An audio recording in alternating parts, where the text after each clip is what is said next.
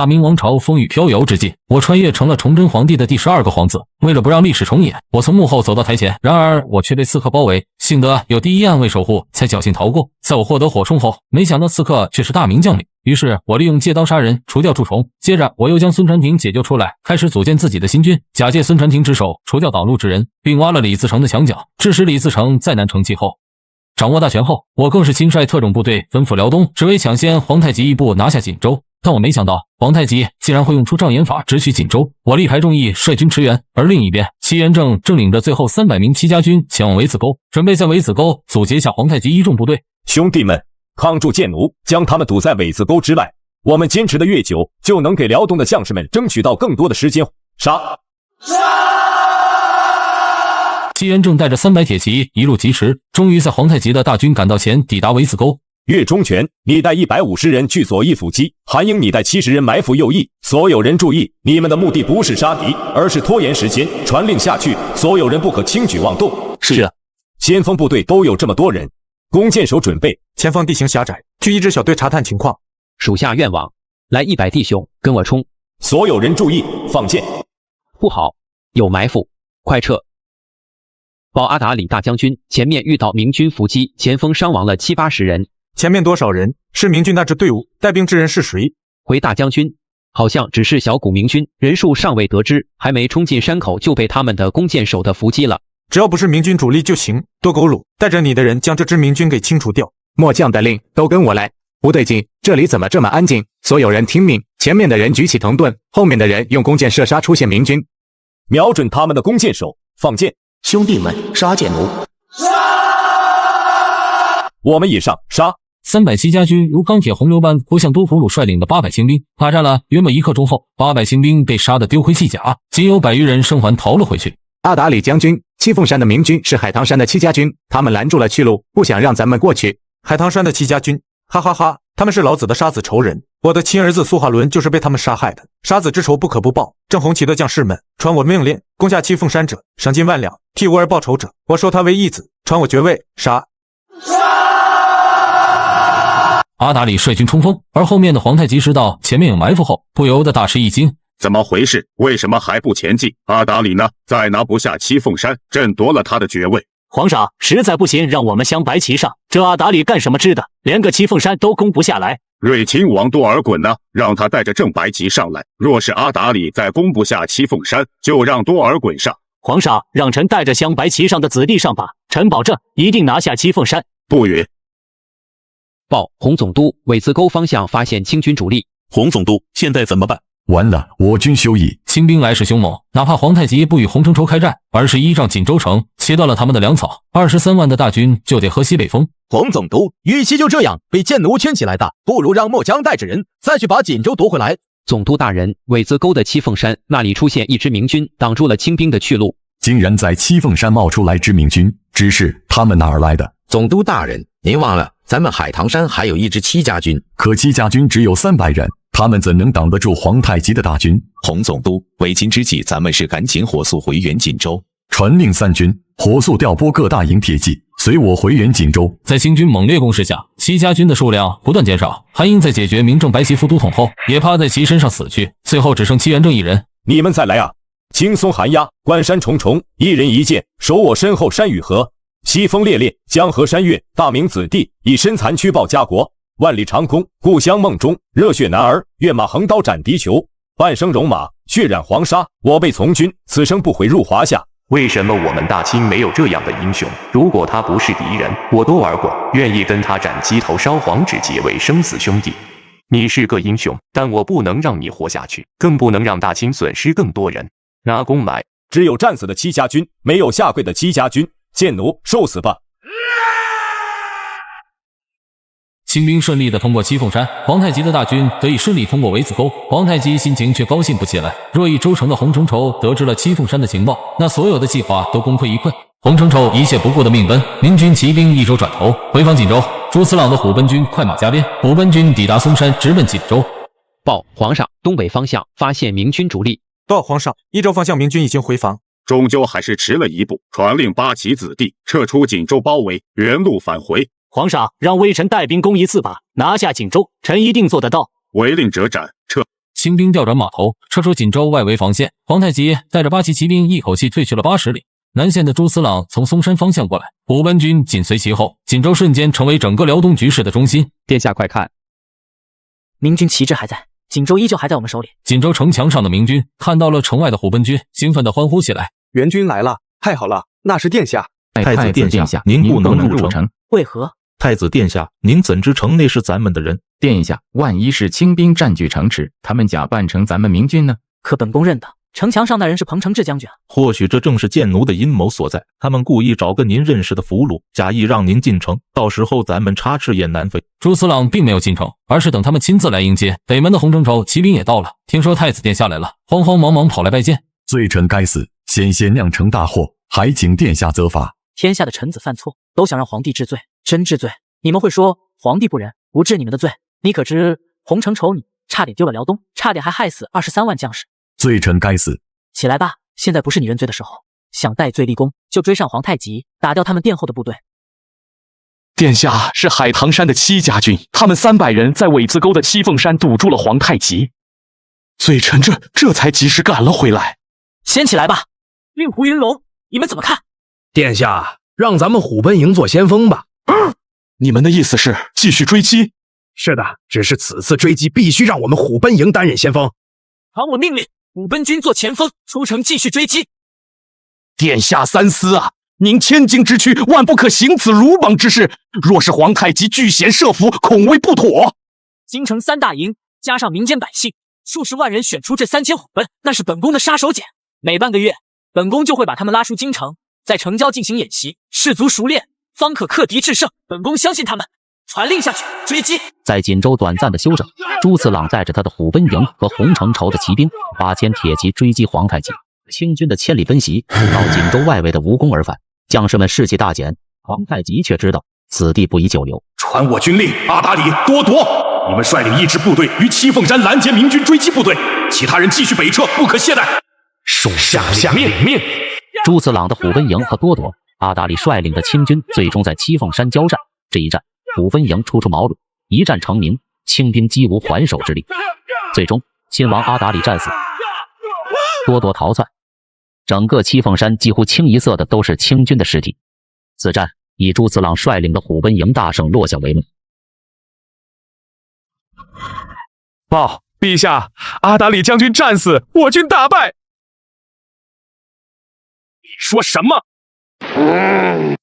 朕自随先帝以来，除在年纪败于袁崇焕之手，平生从未有如此大败。为什么？天亡我大清，天要亡我大清吗？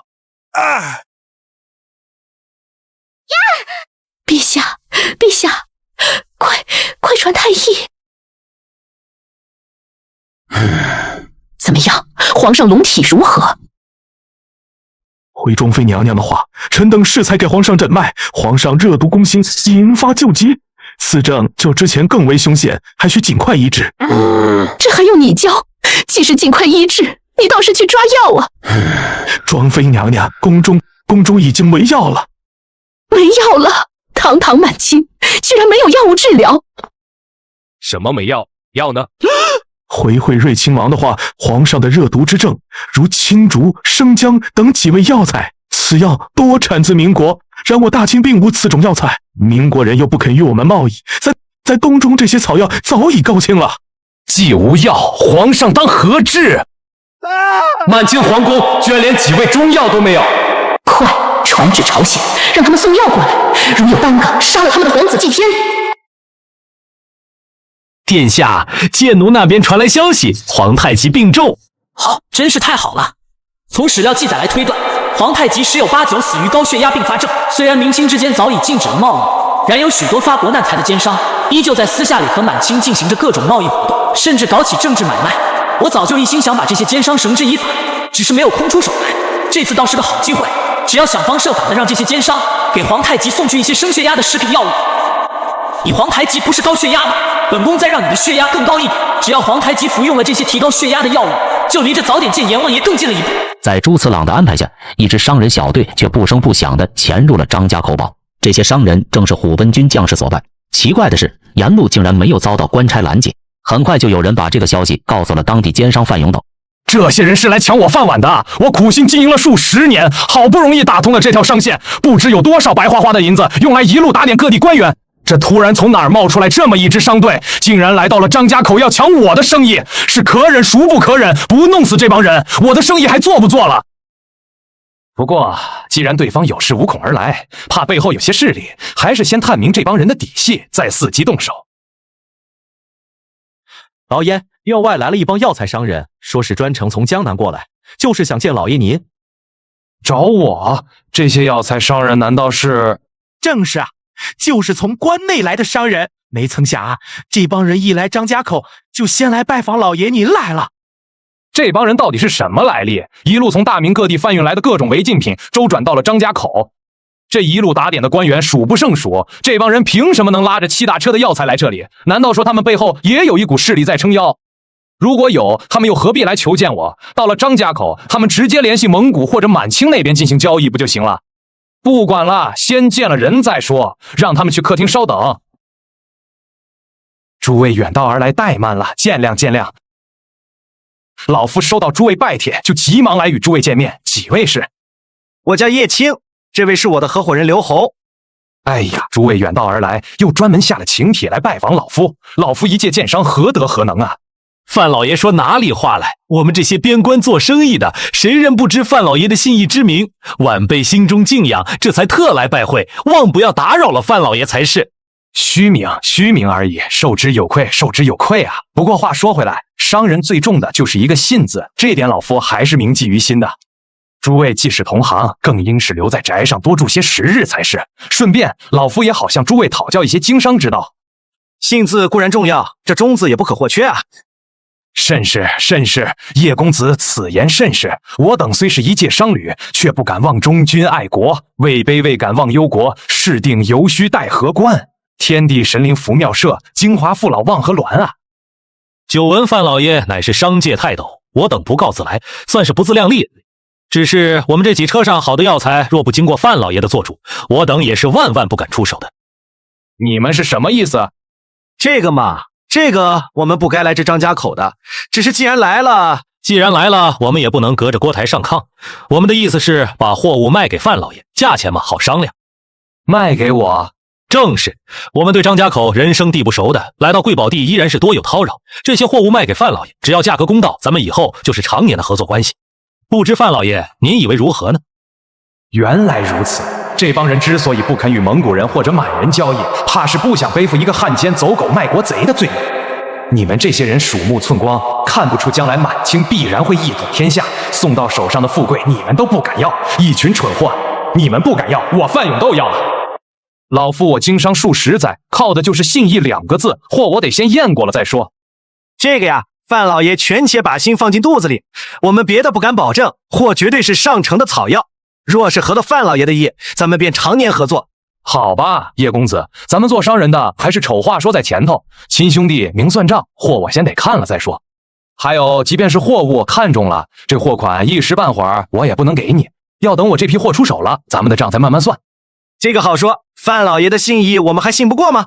我们也是干脆之人，这样咱们还是现在先看货吧。马车上的药材都是上好的中药，范永斗一见之下不由得暗暗欣喜。他起先就是以药材起家，对于上好的中药材一眼便知，并且都是满清那边稀缺的药材。此前早就收到了满清那边的消息，说是急缺青竹、生姜之类的药物，只要能得到1000金亦可交换。万万没想到，当真是天助我也！得到这些药材，把他们辗转运到盛京。别的不说，我在皇太极心中的地位就会急速上升。将来一旦满清入主中原，征服天下，我可就是功臣，大功臣。药材还算不错，不过如今这生意难做，价钱好商量。咱们要的是常年合作，只要范老爷满意，其他都好办。好，老夫也是个爽快之人。这样吧，本来呢，你们这批货是不能提前给你们钱的。既然你说到常年合作，咱们就好好合作一把。货钱我一文不少的都给你，但是有一个要求。不知是何要求？范老爷但说无妨。以后你们送来的货都必须和这批货一样，只要是质量上乘，老夫一文不欠，货到付款。范老爷果真是爽快之人，成交。叶青可以啊，咱们这一趟居然赚了几千两，回去告诉太子殿下，定然高兴。这车祸给了剑奴殿下才会高兴，这几千两银子算得了什么？昨日铁师的，我家老爷新运来了一批货，都是你们急缺的中药，有些跌打伤药，还有一些青竹生姜之类的药物。你看呢？什么时间咱们把货交接一下？你说什么？青竹和生姜？正是这些，可都是您书信上跟我家老爷说的。我家老爷说了，只要是您昨日贴士弹要的货，他们一定会想方设法的弄来。好啊，你们家范老爷还真是手眼通天，满清皇帝都没能弄到的草药，你们老爷这么快就弄到手了，厉害，嘿嘿，厉害！我们家老爷交友广阔，在官商军中都有一些朋友，区区草药何足道哉？只是我家老爷还说了，现如今明廷盘查甚紧，许多货都很紧俏，大家都是脑袋别在裤腰带上混口饭吃。我们家老爷的意思是，这批货能不能在之前的价格上再加上2个点？可以，不过不是加2个点，而是再下2个点。这又是为何？我们可是费了9牛2虎之力才给你们弄来这些货的。在我这里就是这个价，你回去告诉范永斗，满清那边给我压了价格，我只能给你们下2个点。行，你们就把货拉过来，咱们还是老规矩，不成，你们就把货先留着，再高我也做不了。还要让他2个点，这奸商欺人太甚！老爷，要不咱们先缓一缓，这批货不急着出。罢了，人家既然有恃无恐的压价了，咱们也只能忍着。这样，你带着货去与他交易，就说我病了。这么说，这些药材马上就要流散到剑奴手里了。正是，太子殿下，这次我们还赚了2000多两，不想范永斗那奸商竟然还给了个高价。赚来的银子让众兄弟们分了吧。本宫倒是好奇，皇太极用了这些药会是什么样的结果？哈哈哈！就在朱次郎开心的时候，京城突然传来密信，信上表示，虽然京城商税缓解了国库压力，但也仅限于京城3大营的军费开支，国库依旧捉襟见肘。原本打算下个月给辽东的军饷，可能要暂缓一缓了。没钱？当初可是本宫在辽东将士面前信誓旦旦，说往后朝廷绝不会拖欠辽东将士1文军饷。现在你们说不给就不给了，你们不要脸，本宫还要脸了。这以后在辽东谁还敢信本宫？征筹，本宫问你，户部是否给你公文，说是4月份军饷要拖欠一下？臣倒是没有收到户部公文，而是万岁爷的诏书。父皇他想干什么？非要眼睁睁的看着大明亡国才安心，非要眼睁睁的看着剑奴打进关内，他才算罢了。君无信，如何治天下？太子殿下，这种忤逆不道的话可不能再说了，朝廷也有朝廷的难处。眼下之际，还是想想如何安抚辽东的将士吧。若是仅拖1个月的军饷，我想将士们会理解的。是啊，是啊，殿下，仅1个月而已，下个月军饷一起发放，将士们不会说什么的。之前大半年的军饷都拖欠过，1个月的军饷，殿下无需放在心上。你能这么想，本宫很是欣慰。不过，本宫说过的话就一定会算数，朝廷的公信力必须维护，不然就是自掘坟墓。殿下可有什么好办法吗？嘿嘿，眼前不就放着一块到嘴边的大肥肉吗？一口吃下它，别说是区区的辽东军饷，我还能大捞特捞一笔。张家口不是有个土财主，正在大发国难财的奸商范永斗吗？这可是个肥得流油的家伙。这厮反正已经没有利用价值了，那几车毒药都被运到满清那边去了，现在正是拿他开刀的好机会。告诉将士们，4月份军饷，朝廷会一文不少的拨付下去，让将士们安心守城，朝廷不会亏待你们的。看不出这范永斗还有些能耐，咱们大清将来得了天下，可不能忘了。是啊，庄妃娘娘，奴才觉得这范永斗还真是为咱大清出了力。您看，这朝鲜的药材都没运过来，他倒是先把这几味药送过来了。咱们皇上洪福齐天，这下有救了。娘娘药来了，药既然好了，那你就先给陛下试药吧。还等什么呢？耽误了陛下的病情，你担待得起吗？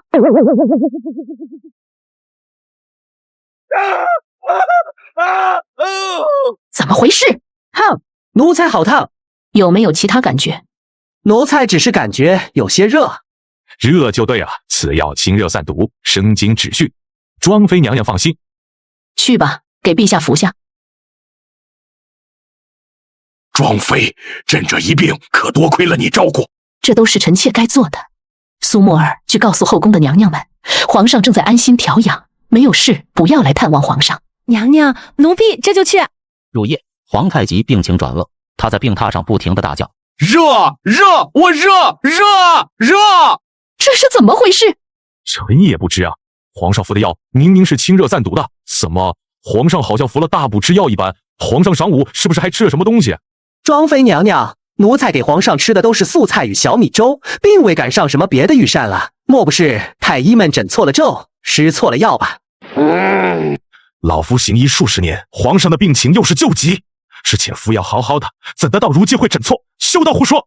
够了，现在不是让你们互相指责的时候。皇上出了事，你们一个都跑不了。你们几个太医，赶紧跟皇上诊治，给我看看到底是什么原因导致的。皇上病情加重，查不出原因，你们几个就等着回去办后事吧。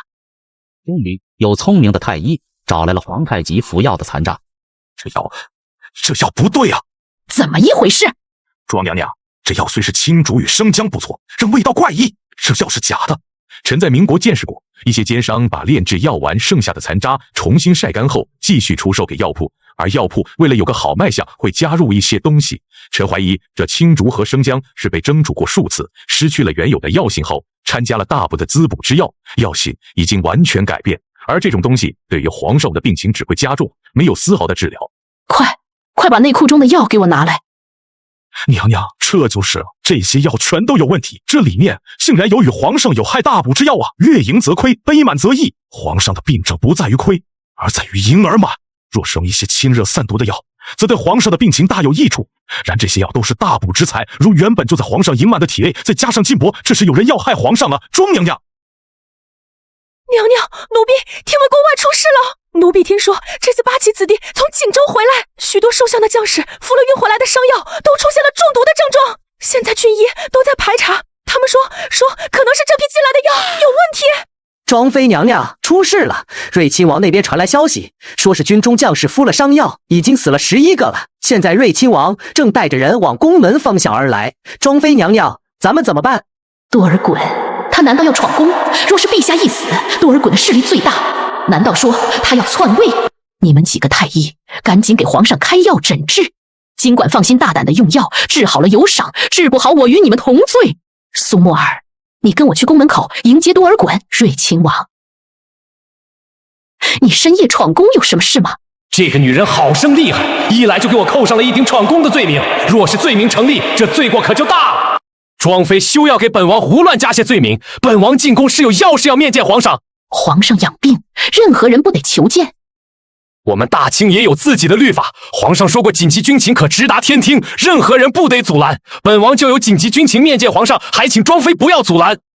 皇上驾到！什么？难道说消息有误？皇上病情并不严重？多尔衮，你放肆！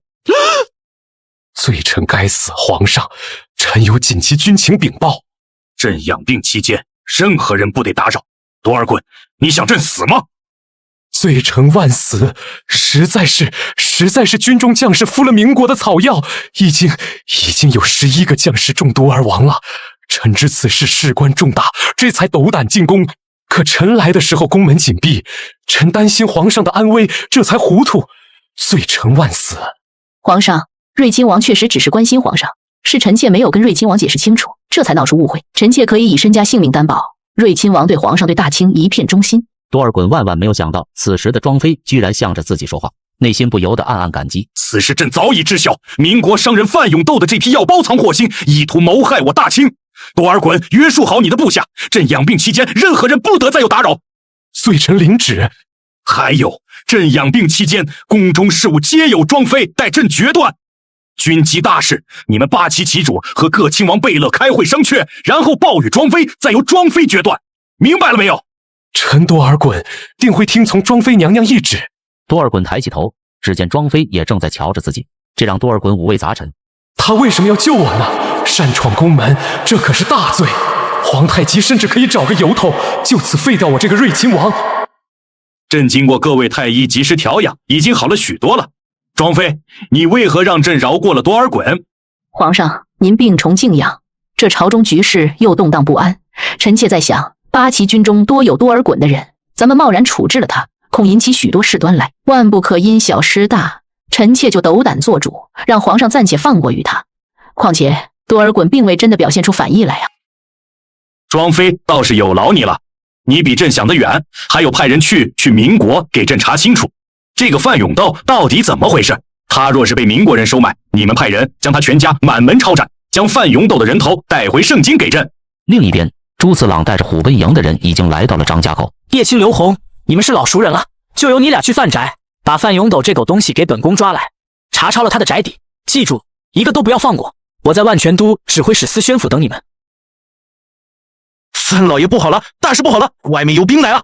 兵有什么慌的？这年头的兵多了去了。不是啊，范老爷好多的兵，这些大头兵把咱们的宅邸给围起来了。谁呀，这么大的胆子？他是吃了雄心豹子胆吗？想来是哪个不知死的新官不知道我范永斗的大名，带我去看看谁如此的猖狂，敢围我宅邸。这不是上次来和我做生意的那个娘娘枪叶青，还有那个刘红吗？原来这是一群当兵的，他们是冒充商人来和我做交易。想来是上次卖货吃了亏，他们想寻仇来了吧？范老板，咱们可是又见面了。哟，我说老夫一大早就听到这枝丫上的喜鹊在叫，原来是贵客临门。哎呀，恕老夫眼拙啊！原来叶先生和刘先生乃是国之栋梁啊！不知道两位何故带兵来到我府上？莫不是上次给的银两少了？这事儿我们还可以再商量商量。不如两位请先入府，我已经准备了好茶好酒招待。奸商范永斗勾结贱奴出卖大明，更是将我大明军事情报泄密与贱奴，其罪行滔滔。叶兄这是何意？是不是有什么误会？我可是皇商啊！本将军奉太子殿下之命查抄范宅，全部给我拿下！太子，这事怎么会捅到太子跟前？我贿赂收买过的那些官员，为什么事先得不到一丝风声？他们为什么不来救我？完了，全完了！国难当头，此人却搜刮着我大明的民脂民膏，单是这一座宅邸，能买下半个山海关了吧？着实该死！两位将军，小人发现了范家地窖，里面全是肉，有米面，甚至还有蔬菜、美酒以及油盐酱醋之类的生活必需品。这么多粮食，居然能养活一支军队了！还有大量的军器和富可敌国的白银。若不是太子殿下查抄范永斗这奸商，军器就会流入贱奴，转而成为对付我们明军的武器。真是该死！把他的罪名昭示天下，让太子殿下收拾他吧。这奸商当真是老奸巨猾，他做了2手准备。生逢乱世，他储存的这些粮食够他宅邸的人吃上几年的，饿死谁也饿不死范永斗他这个狗娘养的。没错，这厮囤积粮食怕不止为此，他怕贱奴打进来，沦陷后的日子不好过。这些粮食怕是想巴结皇太极的吧？哈哈哈哈！这么多粮食，太子殿下知道了一定高兴。殿下，太子殿下，殿下，奸商，那奸商范永斗的宅邸有好多银子，叶青将军说是让您过去一趟。嚷什么？嚷什么？什么钱不钱的？哪有那么多钱？有钱，很多的钱，我们都看见了。范永斗那奸商的地窖里都是钱。本宫说没有钱就没有钱，你啰嗦个甚？原来太子想中饱私囊吗？是，小人从小穷惯了，见了那奸商地窖有个几万两银子就激动了些。小人没见过世面，不过殿下您还是亲自去看看吧。地窖里除了银子，还有许多其他东西。还有东西？还有什么东西？回殿下的话，还有。那个，本宫知道了。闲来无事，本宫去看看这个奸商是何等的祸国殃民，何等的祸害同胞。此卖国贼，人人得而诛之。你就是范永斗。草民正是。你这宅邸居然比本宫的钟粹宫还要奢华。范永斗，本宫听说你捞了不少，本宫此次前来就是处理此事，你可认？草民该死，草民该死！求殿下开恩，饶了草民一条狗命。草民的全部家产甘愿献给殿下。此外，草民还在全国200多处的票号、钱庄、当铺、粮店全都上缴朝廷。求殿下开恩，饶了草民一条狗命吧！饶你简单啊，范永斗，本宫来问你，你地窖里的东西都是什么？一一交代，本宫考虑考虑。是粮草、绢布、军器、铁锅、食盐还有银两。多少？本宫要一个具体数目。粮草27万石，绢布16万匹，军器甲胄3000套，军械4万，箭头35万，铁锅8200口，食盐2000袋，白银合计1360万两。1360万两，你就是再多一倍，本宫也不会抓你。赚多少钱那是你应得的，可你与贱奴交易，害我大明子民，粮草、绢布、军器、铁帛、食盐全部和贱奴交易，尤其是军器，你觉得你还能活命吗？殿下饶命！殿下饶命啊！草民什么都给朝廷，什么都给，这地窖，这宅子，殿下，殿下。好，本宫就给你一次机会，你现在就是一个人去见奴，把皇太极杀了，以你犯下的罪行也难以抵罪，所以本宫就不跟你废话了，你死是一定的了。本宫是打算将你千刀万剐，株连九族，但是只要你招出你的同，我会对你的家人从轻发落。你招出一个人，可免去一刀之刑，如何？我招，我全都招。殿下，这是范永斗的口供。一个小小的范永斗，一个商人，竟然渗透到了大明朝各个阶层，郡县州府、皇亲国戚、京官幕僚，还有各地军队，简直是骇人听闻。崔文正、杨洪昌这2个内阁辅臣共计收受范永斗贿赂达24万两之巨，这就是我信任的臣子，这就是大明朝的贮臣，堂堂的内阁辅臣，竟然是卖国贼！去，将洛阳信叫来。皇爷，这个崔文正、杨洪昌他们竟然出卖朝廷，2个内阁辅臣居然成了满清的走狗，这是多么可怕的一件事情！他们通过范永斗，竟然已经把触手伸到了我大明最高权力中心。为什么？我到底做错了什么？我从不敢奢靡，不敢懈怠，每天一醒来都是如履薄冰。我在位以来一直都是谨小慎微，生怕一个失误的决策会害死许多人。可是为什么？为什么这些臣子还要背叛我？还有，为什么自朕登基以来天灾人祸就不断？崇祯元年起，天下大饥，之后从未间断。朕做错了什么？幸亏太子殿下发现及时，竟然在辽东揪出这样一个奸商，此贼万死莫赎。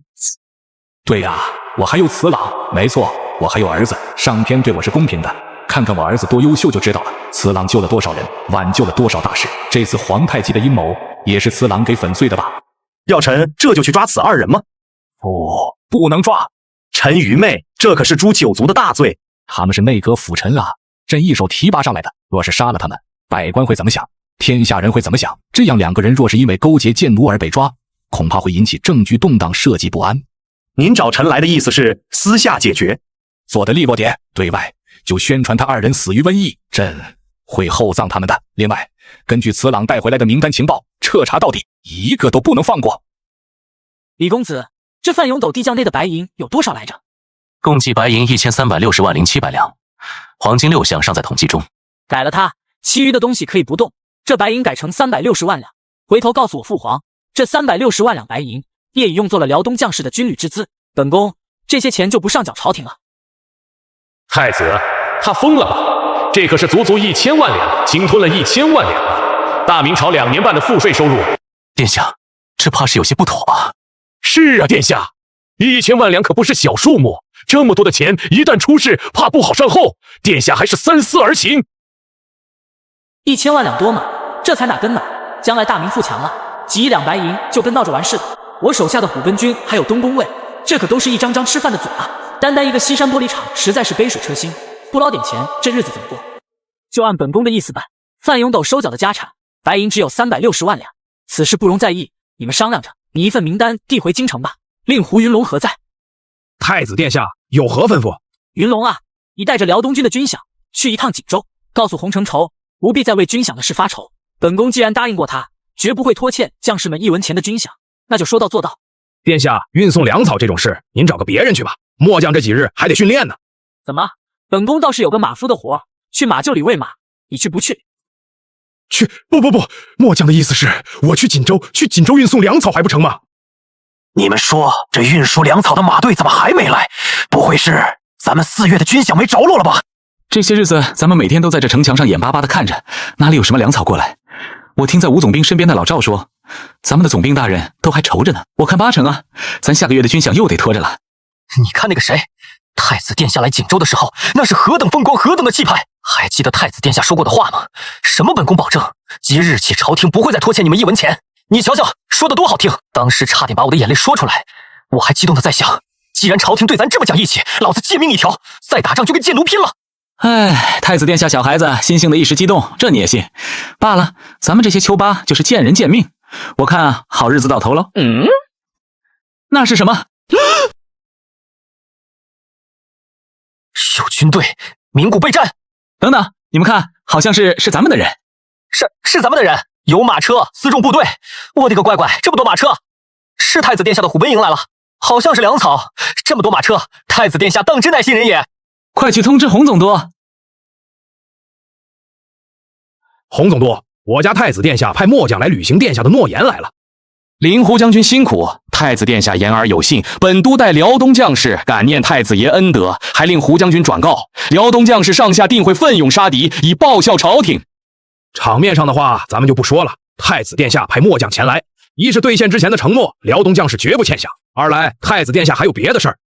太子殿下但有所命，辽东23万将士皆令出其从。不是这个事儿，恕末将先卖个关子，末将斗胆问洪总督一句，辽东将士伙食如何？将士伙食尚可，虽不敢说粮草充足，将士们的温饱还是尚能解决的。据末将所知，辽东将士1天2顿，晌午是野菜、粟米稀粥，晚上是杂粮拌饭。正如洪总督所言，算不上吃好，只能算勉强充饥而已。我们虎贲营1天2顿干饭，不出7日必有肉食，将士们吃的也多是稻米饼馍，晚上还有菜。谁都知道你们虎贲营是太子的嫡系，你们能打仗，吃得好也没人说什么。可你也犯不着在本都面前如此炫耀吧？本都亲历虎贲营将士的战斗力，着实佩服之至。太子殿下眷顾你们，也是理所应当。洪总督，你们也可以。你说什么？太子殿下说，只要你们辽东将士能够完成太子殿下的任务，将士们就可以得到白面饼馍，还有热干米饭，1天2顿，干的还有肉有菜。不知殿下有何任务？你们守城，我们来攻。你们攻城？我们虎贲军会挨个进攻你们关宁锦防线的城池，当然我们只是演习。但是以实战为目的的演习，只要你们守得住1座城池，太子殿下就会奖励此城将士1个月的白面馍馍，除了馍馍，还有米饭肉菜。一旦我们虎贲军攻破城池，则代表失败，失败的没有任何奖励的。但是有一点，你们的23万大军不能集结一处，毕竟我们虎贲营只有几千人。守城战再打不赢，干脆别从军了。坚固的城池，就连皇太极都无可奈何。你区3000虎贲军就想破城，想什么美事？太子殿下送的这份大礼，我算是收下了。洪总督，这是辽东将士3个月的军饷，1个月后我们进攻山海关，希望洪总督布置好防御，咱们战场上见了。好，林胡将军，咱们战场上见。3000虎贲军就算加上东宫卫那点人，别说是攻城战，就算是平原拉开阵势决战，你们也不是对手，还想攻城？山海关是什么地方？那里固若金汤，苍蝇都飞不进去。你们虎贲军真有那么厉害？为什么不去攻打建奴？真要是连破这么多城池，你们直接去打建奴好了，我们辽东军在后面殿后。吴总兵，你说咱们这山海关都守不住，那咱们还当什么兵？这建奴一来，咱们岂不是不战自溃了？太子殿下终是年轻，什么虎贲军战无不胜，当真把虎贲军当神了不成？区几千人就想攻城，他们就算是铜头铁壁，咱们也把他们轻而易举的击溃了。甭管怎么说，既然洪总督说1个月后他们来打，咱们就敞开大门让他打便是。洪总督不是说了吗？说是他们输了，咱们能吃1个月的大鱼大肉，这种便宜不占白不占。虽说咱们衣冠爱天险，有些胜之不武，然总督大人说万不可小瞧这些虎贲军，他们可是曾把设伏的建奴击溃的人，试问咱们辽东军中有谁能做得到？吴总兵放心，末将们又不是吃素的，一旦虎贲军来攻，咱们不求有功，但求无过，咱们就坚守城门不出，他们又能奈我何？对，1个月的大鱼大肉，这种便宜不占白不占，老子都弹出鸟来了！干他娘的虎贲军，这帮人实在太嚣张了。这都半个月了，为什么现在依旧没有他们大军活动的动向？快开城门！我是洪总督派来的传令兵。开门，开城门！不知2位此次前来，是洪总督有何军令？这是洪总督给您的书信，吴将军还是自己看吧。计划有变，万岁调太子殿下回京，2日后，太子殿下率军经过山海关，望及时接洽云云。这不是扯淡的吗？拿军令当玩笑啊！说好了1个月后虎贲军来攻城，你们说取消就取消啊！听说演习结束，吴三桂虽然内心轻视，但还是不敢怠慢的。再加上这2名一族之前便是洪承畴部下，书信洪承畴的总督帅印都有，吴三桂心里也没有其他的疑虑。罢了，传军令，演习计划取消。3天后，虎贲军来到了山海关城下。林胡将军，我得到总督大人的军令，说是太子殿下要回京，只是不知怎不见太子殿下。哦，我们殿下和东宫卫的人在一起，殿下说让我们先行进城，并且叮嘱我们吴总兵万不可铺张接待，我们只是短暂进城休整，不日就走。我就算是想铺张接待，也得有钱接待才行。将士们自己吃糠咽菜的，拿什么去接待你们？既如此，二位将军便请入城吧，咱们营帐内谈。银狐将军，你这是作何？我是吴三桂啊。吴总兵，你可别忘了，咱们现在还是在演习。怎么样？你的山海关固若金汤，可现如今他已经在我们手里了。营帐，你的几个手下早已经被控制住了。虽然山海关内的辽东军人数众多，可你们已经群龙无首，凡是你身边的部将亲信，一个不留，都成了俘虏。你们卑鄙没有这么卑鄙的，龌龊也没有如此龌龊的，你们还把这当成演习，我不服！你们这是攻的什么城，打的什么仗？你们不是取消了吗？怎可出尔反尔？谁告诉你取消了？什么时候取消的？我有洪总督的亲笔书信，上面就是这么写的。那是假的。怎么，吴大总兵，你这都看不出来？这要是剑奴打过来，那还了得？笔记印章都是洪总督的手笔不假，书信也是洪承畴总督府的宣旨，哪里假了？寿印是真，书信也是真，除了笔记是假的，其他东西都是真的，包括那2名传令兵。理由很简单，在锦州之时，太子就已经骗取了洪总督的文书，这些都是盖了洪承畴的总督大印，只是文书上只有大印并无文字，只有上面的文字是我们找人模仿的笔记。2名传令兵早就被收买，成了虎贲营的人。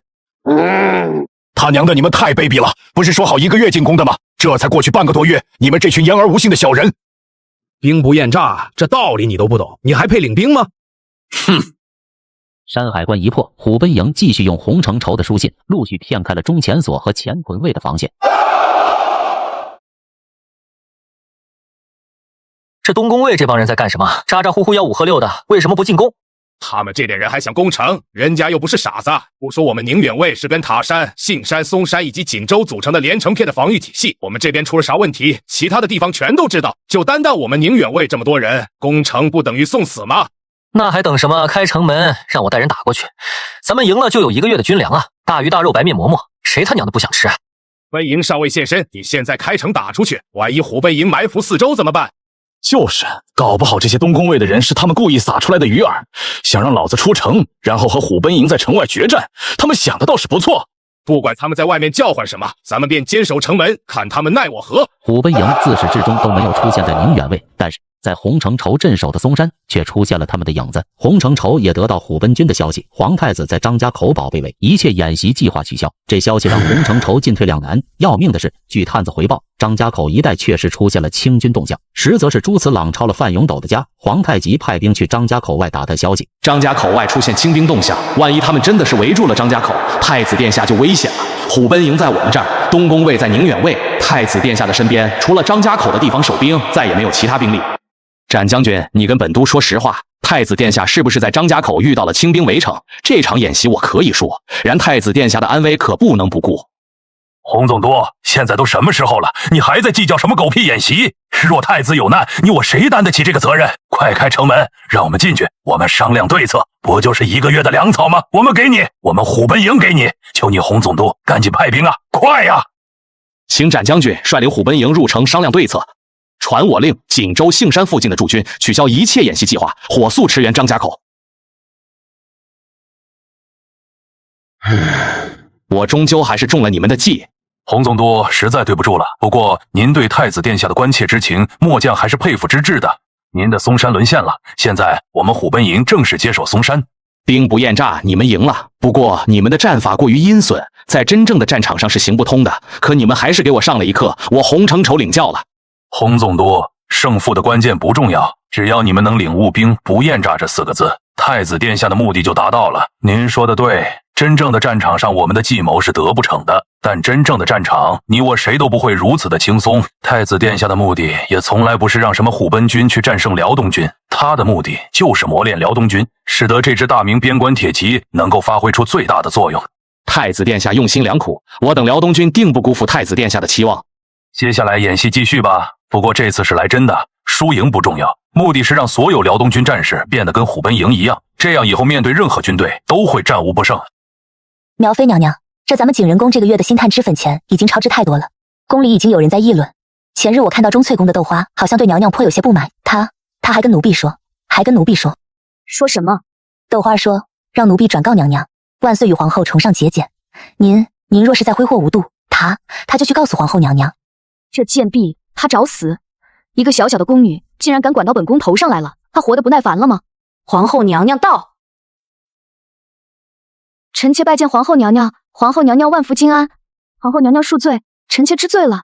你还知道知罪了？苗妃，你还真是胆大啊！娘娘，我错了。皇后娘娘，臣妾知错了，您就饶了我吧。豆花，你说苗妃这些时日景仁宫花了多少钱？说。回皇后娘娘的话，景仁宫这1个月私用后宫开支纹银17000两。17000两，你听清楚了，你景仁宫1个月不到就花了17000两。国家都成了这个样子，万岁爷不敢有一日奢靡，就连万岁穿的贴身内衣里都是本宫缝的补丁。你一个小小的嫔妃竟然如此大胆，你是不是不想活了？臣妾知错了，还请皇后娘娘救命，不要把这件事告诉万岁爷。还钱，这钱我会还上的，我会让我爹把宫里的钱都补上，只求皇后娘娘开恩，不要把这事告诉万岁爷。臣妾愿意一辈子都听皇后娘娘的话，求皇后娘娘救命啊！好，本宫就饶恕你这一次。若是下次再敢私自挪用后宫新探脂粉钱，休怪本宫不客气。多谢皇后娘娘开恩，多谢皇后娘娘开恩。豆花，以后宫中所有嫔妃用度超过100两者，皆须向本宫禀报。奴婢谨遵懿旨。贱婢，竟然敢到皇后娘娘面前搬弄是非，如今你的主子还在辽东，咱们走着瞧。苗妃娘娘，都是这贱婢在皇后娘娘面前说您的坏话，如今您又打了她，她定然会恨上了您。那又怎样？一个小小的贱婢还能对本宫怎样？一个贱婢自然不必放在心上，可奴婢听说她是太子殿下眼前的红人，这贱婢在太子殿下面前蛮横得很，据说殿下对她都言听计从。这么说，本宫还动不了她不成？那倒未必，红菊姐一定有办法的，是不是？这有何难？得罪了咱们苗妃娘娘，就想这么轻易的脱身，哪有这种好事？咱们不可以明着动她，却可以将她赶出宫去，就算是太子殿下知道了也没办法。快跟我说说，有什么好办法？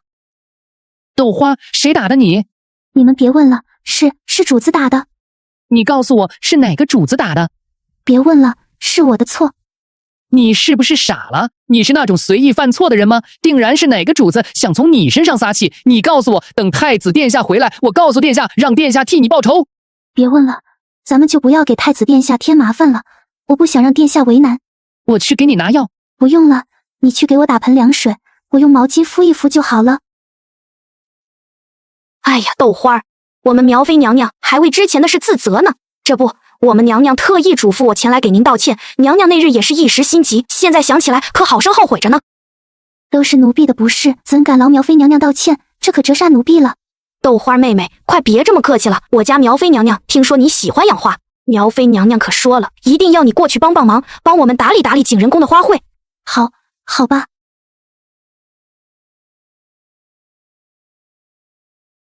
旺财，你在这作甚？豆花被景仁宫的人叫去了。这豆花不会有事吧？怎么办？苗妃娘娘阴险毒辣，会不会害豆花？应该不会，咱们看着豆花去了景仁宫，苗妃娘娘不敢明目张胆的加害吧？对了，咱们可以去找公主，让坤心公主来救她。苗妃娘娘只是叫她去景仁宫，咱们就算是把公主请来又怎样？搞不好闹得动静太大，苗妃反而更记恨上豆花的。豆花，累了吧？不累。你把这盆花端到窗台下，苗妃娘娘最喜欢这盆花了，说是看着喜庆。呀，豆花，你怎么这么不小心？怎么了？这是怎么了？这可是苗妃娘娘最喜欢的一盆花，豆花故意给摔碎了，这分明就是还在记恨苗妃娘娘，实在是太过分了！我亲眼看着她摔碎的。你胡说，明明就是你故意绊倒我的。好啊，你还敢冤枉我？你这个贱婢！好了，红菊姐，豆花只是一时不小心。什么不小心？明明就是她故意伸出脚把我绊倒的。绿丹莫名其妙狐疑地看着红菊，似乎以他们的了解，豆花不是那种随意冤枉人的人。众人怀疑的眼神让红菊勃然大怒。你们都看着我干什么？就是他自己摔倒的，你们都不相信我，我让你们不相信。怎么回事？苗妃娘娘，是豆花摔了您最喜欢的一品红，还嫁祸奴婢。没有，是他故意把我绊倒的，还请苗妃娘娘做主。他身上的水是怎么一回事？是红菊泼的。不就是打碎了一盆花吗？红菊，你太霸道了，不知道的还以为咱们景仁宫故意欺负别人，你放肆！奴婢该死，是奴婢太性急，看到娘娘最喜欢的花摔坏了，这才生气泼了豆花。这是什么水？回苗妃娘娘的话，是奴婢用来浇花的。成何体统！以后谁再敢在景仁宫欺负豆花，休怪本宫不客气，记住了没有？奴婢知错了。突然，豆花浑身一颤，她感觉全身奇痒无比。她想挠自己，只见手臂已经微微发红。哟，好漂亮的美人儿，看不出你一个小小的宫女，皮肤竟然比本宫还白嫩。这水有问题。这是奴婢用来浇花的水，水能有什么问题？我痒。豆花拼命地挠着自己，说也奇怪，在痒过之后，她突然就正常了，身上的皮肤不再发痒，似乎恢复了正常。看你们把豆花害成什么样子，红菊罚你跪在景仁宫2个时辰。太子殿下不在，谁都来欺负咱，我就知道那景仁宫没安什么好心。还好了，苗妃娘娘已经处置了欺负我的红菊，我没事了，你们都不用担心了。好，豆花，若是他们再叫你去景仁宫，我们就想个办法给你挡回去，就说你病了。对，就说豆花病了，那里都不能去。果然，下午景仁宫的人就来叫豆花了。豆花病了，被你们的人浇了一头的水，她能不生病吗？你们娘娘想打理花园，宫里这么多人，为什么偏偏来找我们？你什么意思？我们苗妃娘娘也是关心豆花，不是已经惩治了欺负她的人了吗？那我不管，反正我们豆花就是不去，就算是苗妃娘娘来了，她也不去。你们再这么咄咄逼人，我就去告诉依安皇后去。本宫听说豆花病了，这都是本宫的错，是本宫管教无方。想想若是太子爷知道了，回来还不得怪罪于我？这不，本宫叫了太医来给豆花瞧瞧病。多谢苗妃娘娘关心，我们做奴婢的怎敢劳动娘娘大驾？再说了，我们这些贱躯又怎敢劳太医辛苦？豆花想来只是受了些惊吓，躺几天就好了，就不劳娘娘记挂了。本宫可不想等太子回来去质问本宫怎么欺负他的下人。韩太医，把你给好好瞧瞧，莫是他病了，让人说本宫不闻不问。这宫女可是太子殿下的人，一定要给瞧好了。苗妃娘娘放心，下官一定竭尽所能。不好，是瘟疫，鲜花瘟疫，大家快都出去，以免传染。宫里怎会有这种脏病？韩太医，你可看清楚了。苗妃娘娘，下官可以保证，确实是天花无疑。快，你们把这个房间封起来，任何人不得踏入钟粹宫门一步。还有，钟粹宫的人谁都不许出去。皇后娘娘，臣妾管教无方，下人欺负了豆花，臣妾已经惩治了下人。臣妾听说豆花病了，这才带着韩太医去了。结果发现豆花竟然染了天花。豆花是谁？就是您让她去钟粹宫伺候太子殿下的那个宫女。她怎会得了天花？苗贵妃将事情前因后果添油加醋地说了说，当然摔碎花盆的事理所当然地嫁祸到了豆花身上，只说豆花误会了红菊，她为了太子殿下的面子已经惩罚了红菊，因为自己担心，带着太医去了钟粹宫，谁知韩太医一看豆花竟然是天花。皇后娘娘，宫中传此恶疾，还请皇后娘娘尽早做出决断，以免发生传染。周皇后还在犹豫怎么处理豆花，苗妃看出她的纠结。皇后娘娘，此事说到底还是因臣妾而起，还是交给臣妾吧。臣妾这就派人将这宫女拖出宫外掩埋，以免在京城造成传染。好吧，此事你来处理。钟粹宫一定要彻底的消毒，太子是不能在那里住了，等他回来再给他另外安置别处吧。臣妾遵命。旺财，我总觉得事情似乎不大对。你说豆花又没出宫，他怎会得天花的？定然是景仁宫的人害的，他们想杀了豆花，好在宫中立威。豆花，你怎么样？现在我这小院都被围得水泄不通了，人人都避之不及。你们快走，会传染给你们的。不对啊，为什么你没有发烧？好像天花都会发烧的。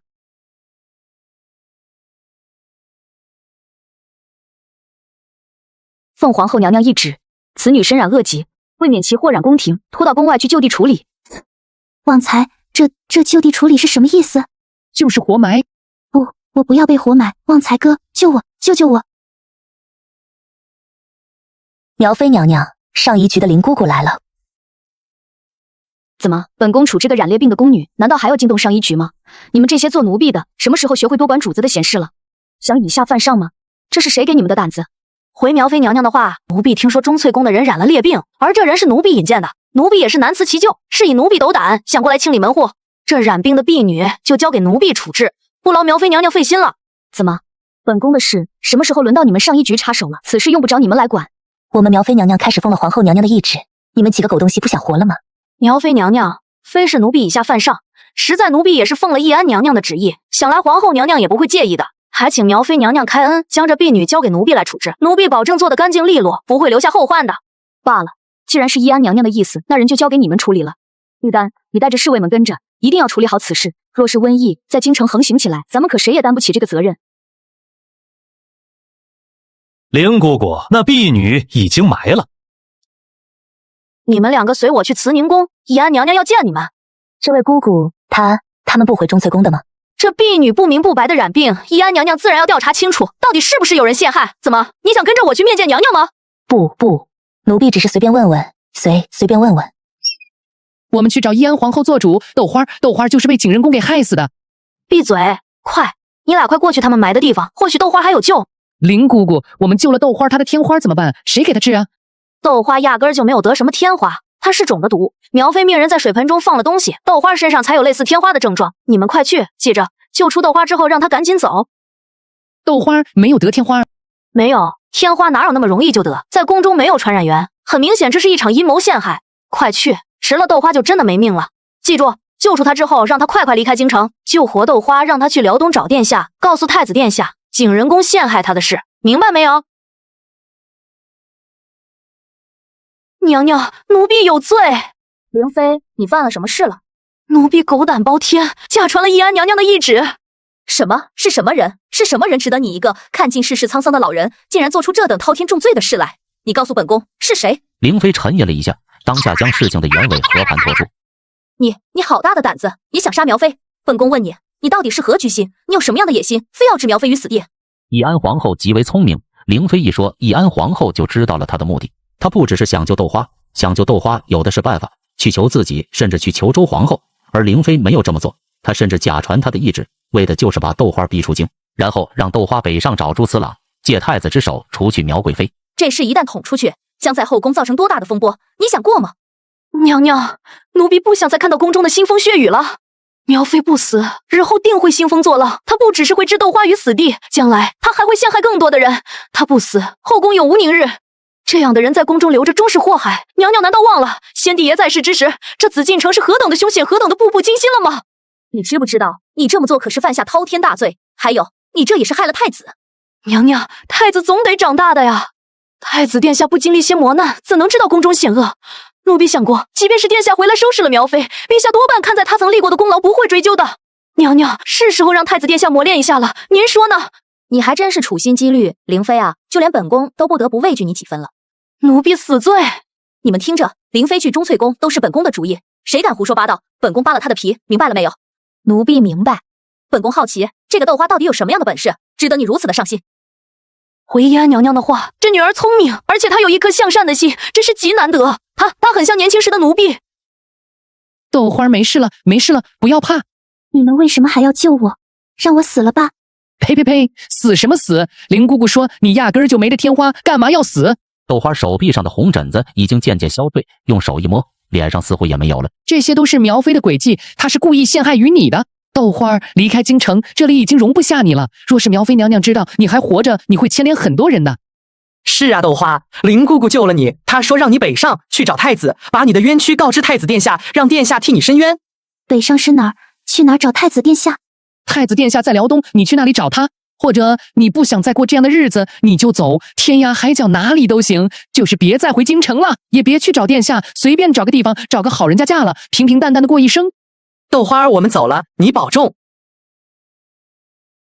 我要活下去，不管怎样，我一定要活下去。爹娘都死了，我都能活，现在一样能活下去。大千世界，人海茫茫，我应该去哪儿？是如旺财说的，天涯海角找一片净土，平平淡淡的过其一生呢，还是北上找太子殿下？可是如今的大明烽烟四起，到处都是天灾人祸，寻一方净土是何其艰难。北上，一定要北上。想起太子殿下的音容笑貌，想起朱慈朗带自己的种种过往，豆花最终还是决定北上，回到朱慈朗身边。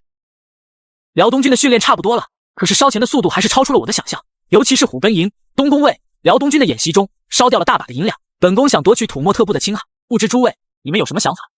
太子殿下，咱们的威胁在于辽东的贱奴鞑子，还有关内的流寇。此土默特部地广人稀，没有什么值得获取的东西。咱们舍本逐末的夺取这里，有什么意义？是啊，殿下，那边不是有西宁卫驻守吗？已经足够了。咱们要这些不毛之地做什么？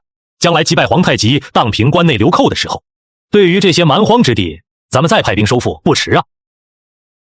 青海咱们可以不要，咱们不要别的，只要茶卡盐湖。殿下的意思是范盐？这么一个聚宝盆，咱们不要白不要。之前有关内流寇作乱，李自成在陕西、山西、河南之地四处流窜，即便是守着这块宝贝疙瘩，咱们也无法把白盐运到关内。现在你们看看，整个陕西被孙传停守的水泄不通，河南开封府以北更无流寇生存之地。李自成对于盐道已经构不成威胁，放着茶卡盐湖这么好的地方，咱们何不就地取之？一说范言，宋献策等人的眼睛亮了。目前来看，这确实是摆在大明面前的一条发财之道。让朝廷来做，崇祯拿不出这么多钱；让朱慈朗重开盐道，那就简单的多了。宋献策，本宫想让你去西宁卫，你去负责范言事宜，不知你意下如何？太子殿下，这种肥差，策当然乐意之至，小人愿意前往。有了这条盐道，咱们可真就发大财了。重新开启茶卡盐道，可以为大明带来一笔可观的财政收入。对于如今急于要书写的大明王朝来说，是一件雪中送炭的大喜事。本宫把东宫卫调过去，若是遇到蒙古诸部的滋扰，对他们不必客气，我会把书信送到北京城，向陛下要言议。豆花走出京城200多里的时候，身上的盘缠就用光了。原本他的身上就没有多少钱，此时的他蓬头垢面，和叫花子的唯一区别就是手里少一个破碗。其实他比叫花子还要惨。豆花已经3天没有吃饭了。请问去辽东怎么走？山海关在哪里？你一个叫花子去打听山海关做什么？辽东战事频繁，你去辽东送死吗？别去辽东了，那里成天的打仗，见奴见人就杀，会没命的。饿了吧？这饼给你，慢点吃，没人和你抢。谢谢婆婆。京城来的吧？看起来应该是家里遭了难吧？家乡闹灾，家里人都死了，我家公子在边关当兵，我去投奔他。婆婆，你们这里发生了什么？是遇到了流寇吗？半个多月前，镇子上来了一群饿疯了的贼人，他们见东西就抢，见人就杀，不给东西就杀。我一家人，老头子、儿子、儿媳都死了。老头子和儿子儿媳不肯交出粮食，死都不肯，贼人就杀了他们。唉，你吃的就是我儿子儿媳还有我老头子拼了命留下来的。这个世道真就没有百姓的活路了吗？有的，一定会有的。太子殿下说了，将来的大明朝，百姓家家有房子住，有耕田，有牛羊，一个百姓人人吃得饱穿得暖，不会再有欺压，不会再有贪腐。豆花沉默，他想告诉老妇人，可话到嘴边，豆花并没有说出来。太子殿下是自己的希望，并不是这位老妇人的。老妇人的希望已经随着她的丈夫、她的儿子儿媳都埋在这黄土之中了。丫头，说说你的故事吧，老婆子很久没听人家讲故事了。老妇人一脸的期盼，这让豆花无法拒绝。于是豆花把自己的身世都讲了出来，他的爹娘都死了，自己被一个阉人娶进门，幸亏有一个行侠仗义的公子哥把自己救了出来。后来自己就到了那公子家里做工，成了那家里的奴婢。可他家公子去了辽东镇守边关，豆花此次前来就是来寻他们家公子的。豆花没有说出此朗的真实身份，一来皇太子的身份不能随意道与外人知，二来豆花不确定这个老妇人对太子殿下是什么态度，只说朱慈朗是北京城的一个公子哥。原来是你的心上人，辽东的将士都是英雄，他们在边关，鞑子们就打不进来。婉儿，算你命好，女人这辈子遇到一个疼你的男人，是她最大的福分。去吧，去找他吧，你们会幸福的。不，婆婆您误会了，我只是我们家公子的奴婢，怎敢有这种想法？奴婢只想一辈子伺候在公子身边，这就够了。老妇人笑笑，没有说什么。作为一个年长的过来人，她从豆花的眼神里就能看出什么。老赵，你看看那是什么？那好像是个人，这人到咱们山海关干什么？不会是细作吧？我去通知总兵大人，你们在这看着，有什么消息赶紧鸣鼓。一个叫花子也来惊动于我，管他什么人，轰走便是。将军，他好像说是要见太子殿下。殿下，快开城门。我要见太子殿下。快把他带进去。怎么样了？吴将军，此女子只是一路惊吓劳累过度，并无大碍，只需调养些时日便可恢复。什么？你说这是个女的？是的，吴将军，此子脉象滑润，又无喉结，乃女儿身是也。如果单纯的是个叫花子，吴三桂难免有些起疑，没想到竟然是个女的，看年纪和太子殿下年龄相仿，老奸巨猾的吴三桂似乎明白了什么。快去通知太子殿下。可殿下现在在宁远，要不把这女子送去？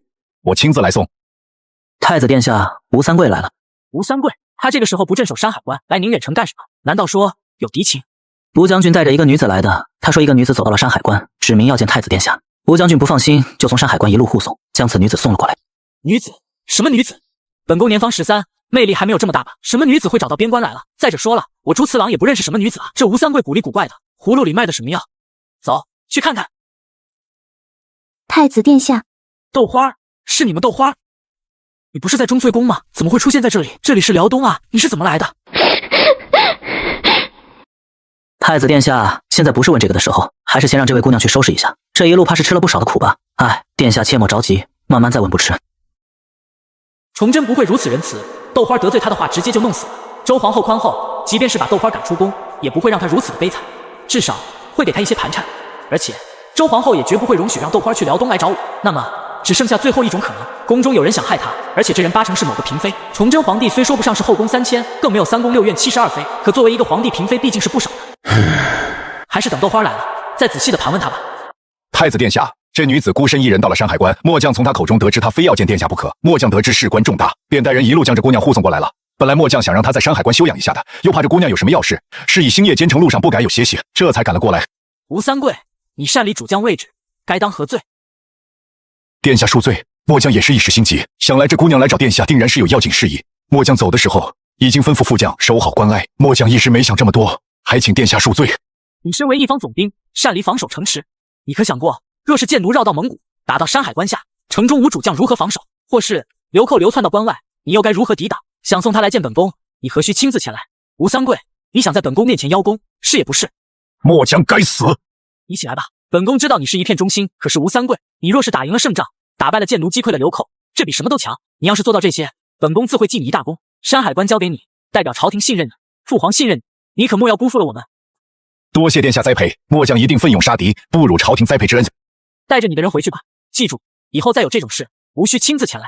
你是本宫最信任的人，不能因为这种琐事误了你这等将才。殿下，您如此不留情面的训斥于他，这吴三桂怕会心有芥蒂吧？本宫怕的是他没有心存芥蒂。吴三桂既恨本宫，却又怕本宫，这就足够了。吴三桂对大明绝对不是忠心，对付这种人，必须恩威并施，只有这样，这个人才能为己所用，不然将来有一天战况不利的时候，这种人随时都有可能反水。殿下，豆花，不用怕，到了本宫这里，没有人再敢欺负你的。告诉本宫，是谁把你害成这个样子的？豆花把自己在宫中的遭遇说了出来，如何的被冤枉栽赃，如何的死里逃生，如何的离开京城，一路经历的各种磨难。豆花，你这一路到底吃了多少的苦？是本宫对不起你。不，太子殿下，您可千万别这么说，都是豆花蠢笨，殿下您可别去找苗妃娘娘的麻烦了。奴婢能回到您身边，已经开心的要飞起来了。等您回宫，苗妃绝不会再敢加害豆花的。李岩，传我命令，拔营回京。殿下，现在吗？现在，即刻给本宫拔营回京，老子要报仇！万岁！苗妃娘娘在景仁宫给万岁爷做了些茶点。苗妃娘娘说，万岁爷近日为国事操劳辛苦，可要保重龙体啊。朕知道了，忙完公务，朕自会去景仁宫找他，告诉苗妃有劳了。江浙富庶本来是朝廷赋税主要供应地，可江浙的地方官员却纷纷上书，说什么今年江浙粮食减产，望陛下减免部分赋税，那些受灾的灾区都没有上书，你们江浙之地倒是先哭穷了。今天是周皇后的生日，崇祯皇帝本想忙完政务去坤宁宫的，可这些各地奏书越看越是恼火，他忍不住拍案而起，不想再看了。摆驾坤宁宫。万岁爷，您是才说要去景仁宫的。朕说过吗？万岁爷，您是才说过的，苗妃娘娘在景仁宫给您备了茶点，你说稍后便过去。可是朕答应了皇后，要陪她过生辰的。万岁爷，苗妃娘娘知道陛下为政务操劳繁忙，在景仁宫是急的茶饭不思。苗妃娘娘说，做妃子的不能为万岁分忧，实是失职。娘娘亲手做了些茶点，就是想让陛下过去，好放松一下的。好吧，摆驾景仁宫。母后，父皇什么时候来呀？儿臣都饿了。你父皇政务繁忙，咱们呀再等上一等，等你父皇回来了，咱们便开席，好不好？好吧，娘，我想哥哥了，也不知道哥哥什么时候回来。快了，你哥哥是好样的，听说辽东来的奏书都是夸你哥哥有本事呢。那是，我哥哥当然厉害了。万岁爷再忙，今日可是我的生辰，他就不能早点下朝来陪陪我吗？母后，父皇怎么还没来？快了，咱们再等等。皇后娘娘，万岁爷说他不来坤宁宫了，万岁爷让娘娘和公主不必等他。为什么？父皇说好的，要陪我和母后一起用膳的。今儿可是我母后的生辰，父皇为什么没有来？想来朝中遇到了什么大事，你父皇这才脱不开身。乖女儿，咱们自己吃吧。回皇后娘娘，万岁爷去了景仁宫那里。什么？你说什么？皇后娘娘，景仁宫那边一早就在准备了，奴婢亲眼所见，景仁宫的太监去了乾清宫好几趟，然后万岁爷就宣召摆驾景仁宫去了。周皇后脸色惨白，她从来都不是那种小心眼之人，即便是崇祯皇帝留恋其他嫔妃寝宫，周皇后也从来都没有说什么。可是今日是她的生辰，她和崇祯皇帝可是伉俪情深，每年的生辰，崇祯皇帝都会来陪自己的。女儿，你父皇不来就算了，咱们自己吃。我不吃了，我不饿，父皇不要我们了，我不喜欢父皇了。谁啊？谁敢欺负我妹子？看我不打他的屁股！哥哥，你回来了？怎么了，妹妹？谁欺负你了？我父皇呢？父皇去了景仁宫，被苗妃那个小妖精勾去了。皇儿，休得胡说！我没有胡说，往年父皇都是陪我们给母后过生辰的，唯独今年没有来。我哥哥不远万里从辽东都回来了，我父皇却没有过来。父皇没来，哥哥不是回来了吗？哥哥和你一起祝母后生辰便是。是啊，司朗这次能回来，你母后我比什么都高兴。来，坐下来吃，今天是你们母后的生辰，你们谁也不要扫了母后的兴，知道吗？好，我和哥哥给母后祝寿。气氛很温馨，一家人在一起也很热闹，并没有因为崇祯皇帝的缺席而显得冷清。朱四朗侃侃而谈，把在辽东的见闻说给母亲和妹妹听，当然都是报喜不报忧。朱四朗说的都是辽东将士们在整顿装备后如何的能打，和虎贲军演习时候的一些趣事，还有就是如今边关将士多么厉害，再也不怕贱奴打过来了等等。司朗，这事告诉你父皇，他一定高兴。母后，儿臣有件事想跟您说。什么？进来吧。奴婢见过皇后娘娘，见过公主殿下。你不是得了天花吗？怎么回事？母后，这一切都是苗妃捣的鬼，她的目的就是要把豆花除掉，以在宫中立威。宫斗之事，周皇后只是听皇嫂讲过，后宫嫔妃之间也难免有一些鸡毛蒜皮的摩擦，可都是些小事而已。像是苗妃如此处心积虑，在宫中做出种种害死人的卑劣行为，周皇后还是第一次遇到。突然，周皇后猛地惊醒，苗妃在后宫飞扬跋扈、骄奢淫逸的铺张浪费，说不定这是她早已蓄谋已久，经过深思熟虑做出的决定。她升任贵妃，故意奢靡浪费，引起我的注意，然后她就开始寻找目标。目标太大，容易让她在宫中到处树敌；目标太小，又掀不起什么涟漪。这个时候，豆花就映入她的眼帘。豆花只是个侍女，可她是你的人，弄死她，则她在宫中立威的目的就达到了。这事就算是你回来，也拿她无可奈何，因为她是奉了我的命令来办的。就算是你生气，也不过是挑拨了我们之间的关系而已，对她来说是没有什么损失的。包括这次父皇之所以能去景仁宫留起，甚至于不顾母后你的生辰宴，一定就是苗贵妃动的手脚。不对，人怎么能坏到这种地步？不会的，一定是本宫想多了。苗妃没有这么精明，也没有这么恶毒。周皇后心里胡乱地想着，她不相信人心有如此之坏，或许一切都是巧合，苗贵妃不可能有这么高的智商。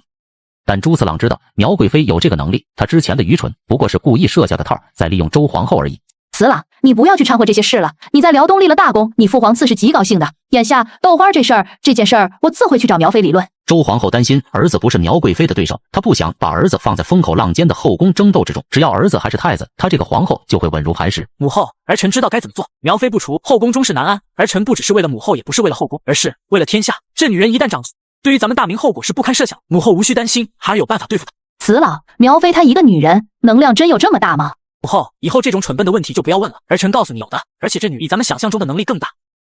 万岁，您每日操劳，臣妾看着实在心疼。到了景仁宫，您呀就把所有的烦心事都放下，让臣妾好好的伺候伺候您。苗妃啊，这整个后宫就属你最懂朕，朕到了你这里，什么烦心事都没有了。万岁爷，太子殿下回来了。太子回来了。崇祯皇帝闻言大喜，而一旁的苗贵妃似乎有些惊恐起来。死朗人呐！回万岁的话，太子殿下在坤宁宫陪着皇后娘娘，殿下此次回来还给苗妃娘娘送来一些礼物，还请苗妃娘娘笑纳。这珍珠浑圆光润，单是一颗已经价值不菲，这么一盘子更是价值连城。这一盘子珍珠啊，这礼物也太贵重了吧！朱四朗这小子到底在辽东捞了多少好处？这逆子定然是查抄范永斗大捞特捞了巨额财富，不然为什么送给一个毫无交集的苗妃都如此大手笔？他想干什么？小年纪就想贿赂后宫？朕还没死呢，他就这么急着培植自己的势力了吗？哎呀，难得太子殿下有此孝心，本宫这可就是受之有愧了。苗妃娘娘误会了，殿下的意思是只送给娘娘一颗。一颗？太子什么意思？太子殿下说了，当今国难当头，各地百姓深受天灾流寇之苦。太子殿下偶得此珍珠，自是要上缴国库，为朝廷出一份力的。然殿下念苗妃娘娘曾亲自处理过钟粹宫天花一事，特来让奴婢谢谢娘娘。一枚珍珠可是太子殿下对娘娘的一片孝心。这么一大盘子珍珠，既然送一颗，举着满满一盘子来做什么？想羞辱本宫吗？太子殿下什么意思？本宫可从未得罪过殿下。苗妃娘娘何出此言呢？殿下一片孝心，娘娘您这话让奴婢实在是惶恐。太子殿下送来这一盘子的珍珠，偏偏只给一颗给本宫，不是羞辱本宫又是什么？还请万岁爷替臣妾做主。万岁爷明鉴，这一盘子珍珠太子殿下未曾动过一颗，甚至于皇后娘娘都没给。殿下说朝廷处处用钱，这些珍珠自当上缴国库。殿下又得知苗妃娘娘听说钟粹宫闹了天花，亲自处决活埋了一名侍女。虽说是苗妃娘娘无心之失，然殿下毕竟感恩，这才命奴婢来献上珍珠一颗。苗妃娘娘如此编排殿下的不是，这让奴婢如何回去复命？还请万岁爷做主，太子殿下可是一片赤诚啊！什么无心之失？你这狗奴跟本宫说清楚，什么无心之失？万岁爷，苗妃娘娘说钟粹宫出了天花，命人把太子殿下贴身侍女拖出宫外活埋。谁知那宫女竟命不该绝，活生生从土里爬出来，一路辗转去了辽东，找到了太子殿下。殿下知道苗妃娘娘是无心之失，是以才命奴婢过来献珠的。胡说什么？什么从土里爬出来？你在妖言惑众！奴婢没有妖言惑众，那宫女并未得什么天花，而是她去了辽东找到太子殿下之后，这次已经跟着殿下回来了。胡说！你胡说什么？那贱婢明明就是得了天花，明明就是本宫着人在宫外处理了，她怎么可能还活着？不，这绝不可能！到底怎么回事？臣妾只是为了大伙着想罢了。太医都说了，那丫头得的是天花，臣妾也是奉了皇后娘娘的命令，将这宫女处决。既然太子殿下认为是臣妾的错，万岁爷惩罚臣妾便是，还请万岁爷下旨把臣妾打入那冷宫。反正臣妾做什么都不受人待见，做什么都是臣妾的错。万岁恕罪，奴婢斗胆说一句，万岁爷每日在宫中操劳，苗妃娘娘看着都心疼。每日娘娘都在拜佛念经，求菩萨保佑万岁爷龙体康健。苗妃娘娘每日都把万岁爷挂在心上，担心的跟什么似的。奴婢愚笨，可也看出娘娘对陛下那是一片赤诚。钟粹宫之事，娘娘纵然有错，可那就是无心之失。娘娘这么做，还不是怕天花蔓延，祸害宫廷吗？万岁爷，娘娘可都是一片好心呢。朕知道，朕都知道，这是怪不得你，就算是朕知道了，也会这么做的。好了，这事朕会跟太子说清楚，你别哭了。万岁爷，这是太子殿下在辽东获得的北珠，一共是120颗，殿下说要全部上缴国库。朕知道了，摆驾坤宁宫。慈郎，你这么做不怕你父皇生气吗？那苗妃心机深沉，你可莫要惹事了。母后，儿臣不单单是为了您，也不是为了豆花，这女人必须除去，否则后患无穷。万岁驾到！臣妾见过万岁。次郎，你何故派人去羞辱苗妃？父皇这是替苗妃来兴师问罪了。你好了，皇儿刚从辽东回来，你们就吵起来了，这是干什么？万岁，今日是臣妾的生辰，一家人好好的吃顿饭不行吗？吃什么饭？此妖女不除，必会祸乱后宫。义子，你胡说什么？儿臣没有胡说。豆花，过来。不用怕，本宫替你做主，把你的经历一五一十的都说出来。苗妃是如何陷害你，又是如何将你活埋的。本宫让你说你就说，把你的事都说出来。太子殿下为了替我出气，竟然敢和皇爷翻脸，他不要命了吗？他为什么要对我这么好？看着眼前的朱次郎，豆花瞬间感觉什么都不怕。当下，他坚毅的抬起头，将那日发生的事一五一十的说了出来。父皇，您还看不出来，苗贵妃处心积虑祸乱后宫，此等居心不良，留之必成祸患。够了，次郎，你想干什么？你要干什么？废黜苗妃，赶出京城。义子，你不孝！来人，把太子给朕关起来，关起来！都是臣妾的错，都是臣妾的不是。万岁要惩罚，就惩罚臣妾一人，不要牵连皇儿。万岁，臣妾求您了。义子，你可知罪？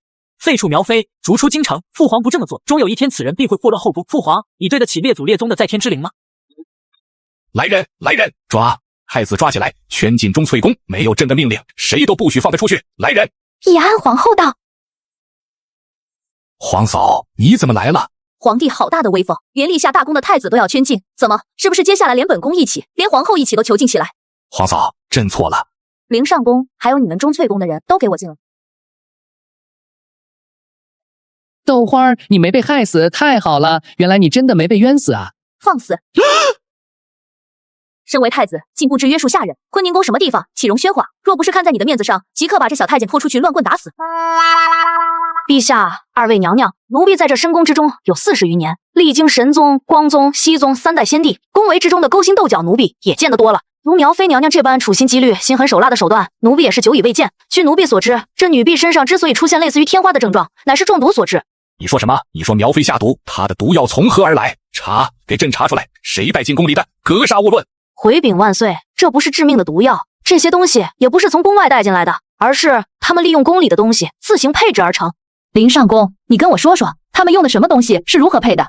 皇后娘娘，您大概有所不知，宫中的花卉植物有些多少都是略带些毒性的。虽然这些东西毒性不大，然若是几种花卉配置起来，那就不一样了。用杜鹃花的花蕊爆春花的花茎，加上滴水观音的叶子，还有一品红的枝叶，按照一定比例调配，混入清水之中，洒在人身上，便会使人出现过敏症状，便类似于天花。旺财还有豆花，他们把事情的经过原本的还原出来。红菊故意让豆花摔碎一盆花，然后绿丹端着水盆假装前来劝架。红菊恼怒之下，把那盆水浇在了豆花的头上。豆花立时就觉得奇痒难忍，他怀疑那谁有问题，可又没有证据。还好身上只是痒了一会儿，便恢复正常。当时豆花没有再多想，但是被苗贵妃派人送回钟粹宫的时候，药性就已经发作了。来，崇祯皇帝的脸色立时铁青了起来。灵妃上宫，我问你一件事，这豆花身上起了疹子，太医便一口咬定是天花，难道这毒药当真这么厉害，症状和天花一模一样吗？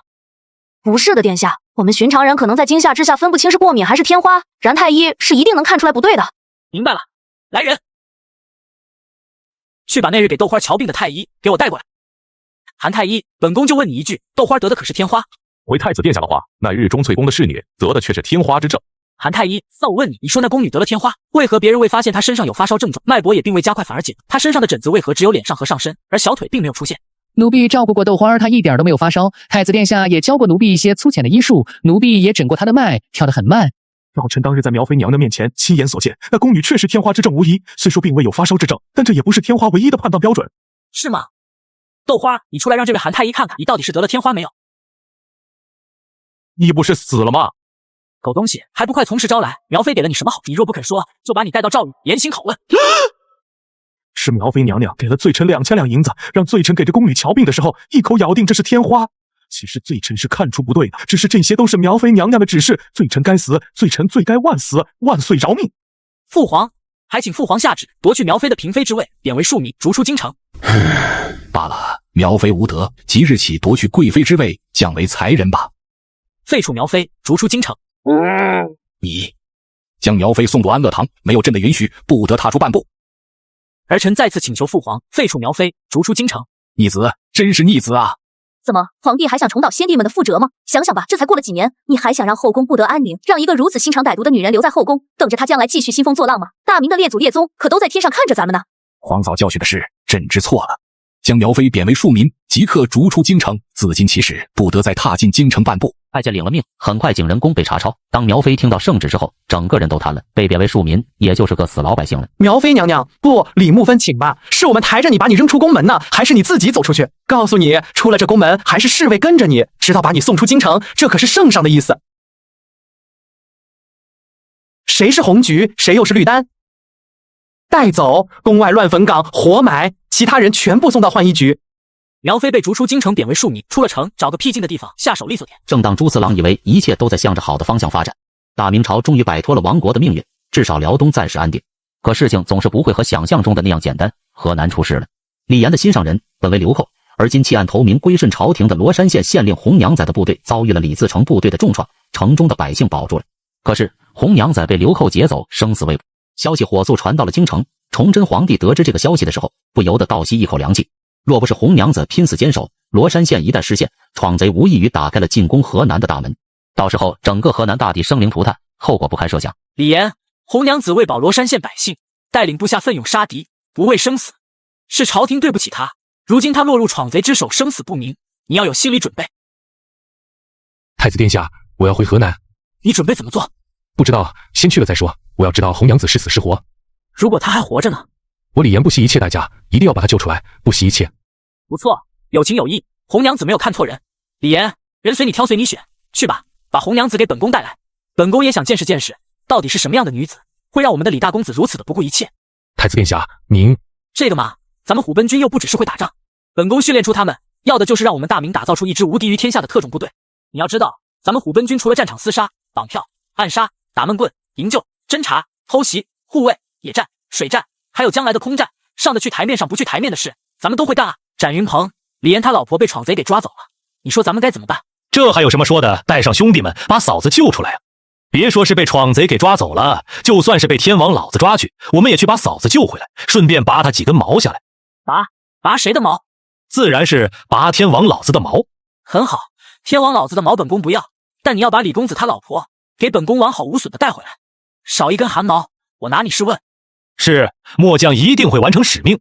好，你们去挑几个办事利索的兄弟，本宫在京城等你们的好消息，快去快回，告诉兄弟们万事小心。放心吧，殿下，我们知道该怎么做。孟凡超、旺财，你们俩换身衣服，跟本宫去黄庄看看。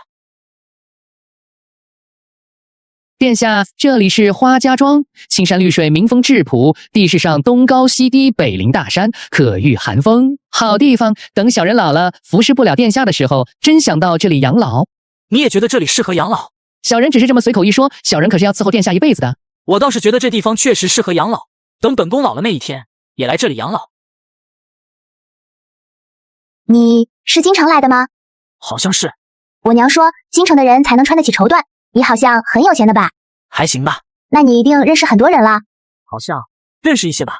当兵的你认识吗？那你认不认识京城神书营第3守兵营的人？他叫沈朗。第3守兵营？诗诗走了，该回家了。对，我哥就在第3守兵营当兵，已经3年多没回来了。我娘说哥哥忙，当兵是要守卫京城杀鞑子兵的。村里人都说我哥哥是英雄，他们守着京城，鞑子兵就不敢打过来。诗诗走呀，再不回家，你娘该担心了。你叫沈诗诗？你能帮我找到我哥吗？告诉他，我和娘亲很想他，他都已经3年多没回家了。第3守兵营于崇祯11年全军尽没，沈诗诗说他哥哥3年多没回来，这就证明他哥哥早已战死沙场。村民们都在瞒着他，没有人忍心把这个残酷的真相去告诉一个如此单纯天真的小姑娘。在她小小的世界里，北京城并不会很大，或许仅仅是比他们花家庄大一丢丢吧。找一个人应该不是什么难事。好像有这么个人，我给打听打听。不能白帮的，这个给你，你一定要找到我哥哥，让他回来。娘的眼睛都快看不见了，我们都好想他。你哥哥是个英雄。谢谢你，你是个好人。我都忘了问你，你叫什么名字？我叫朱老大。朱老大，好奇怪的名字。奇怪吗？你不觉得这名字很霸气吗？朱老大，我是老大，我骄傲。很是，吃完就知睡大觉。我家养的那头小猪就叫朱老大。这么说，你家的小猪还挺嚣张的。对呀，朱老大很骄傲的，只知道吃，是个小吃货。那我能去看看你家的小猪吗？好呀，我家就前面不远。看到朱次郎这3个来历不明的外人，跟诗诗一起的2个年轻小孩立马去通知庄头去了。黄庄内的每个庄子都有庄头，类似于村长的性质。小诗诗是全庄的宝贝，这个谎言一直瞒了很多年。我问你件事，你们庄子上有没有人欺负你们？比如说你们的庄头，还有那些旗校、家人和伴当他们，有没有来庄子上惹事？没有啊，我们庄主是个很好的人，他什么事都向着大伙儿。倒是有几个旗校来闹过事，被庄主一通骂给骂走了。旗校？他们来闹什么事？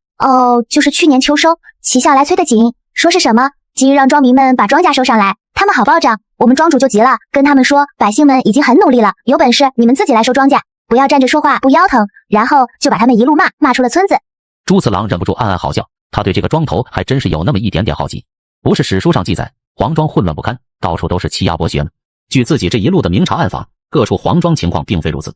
去年的收成还好说一点，今年黄庄也为新作物的普及可以说是大丰收。去年庄子上朝廷下了政令，让我们都种上那些玉米番薯，今年我们庄子上就热闹了，每家每户都收获了好多好多。你们以后不用挨饿了。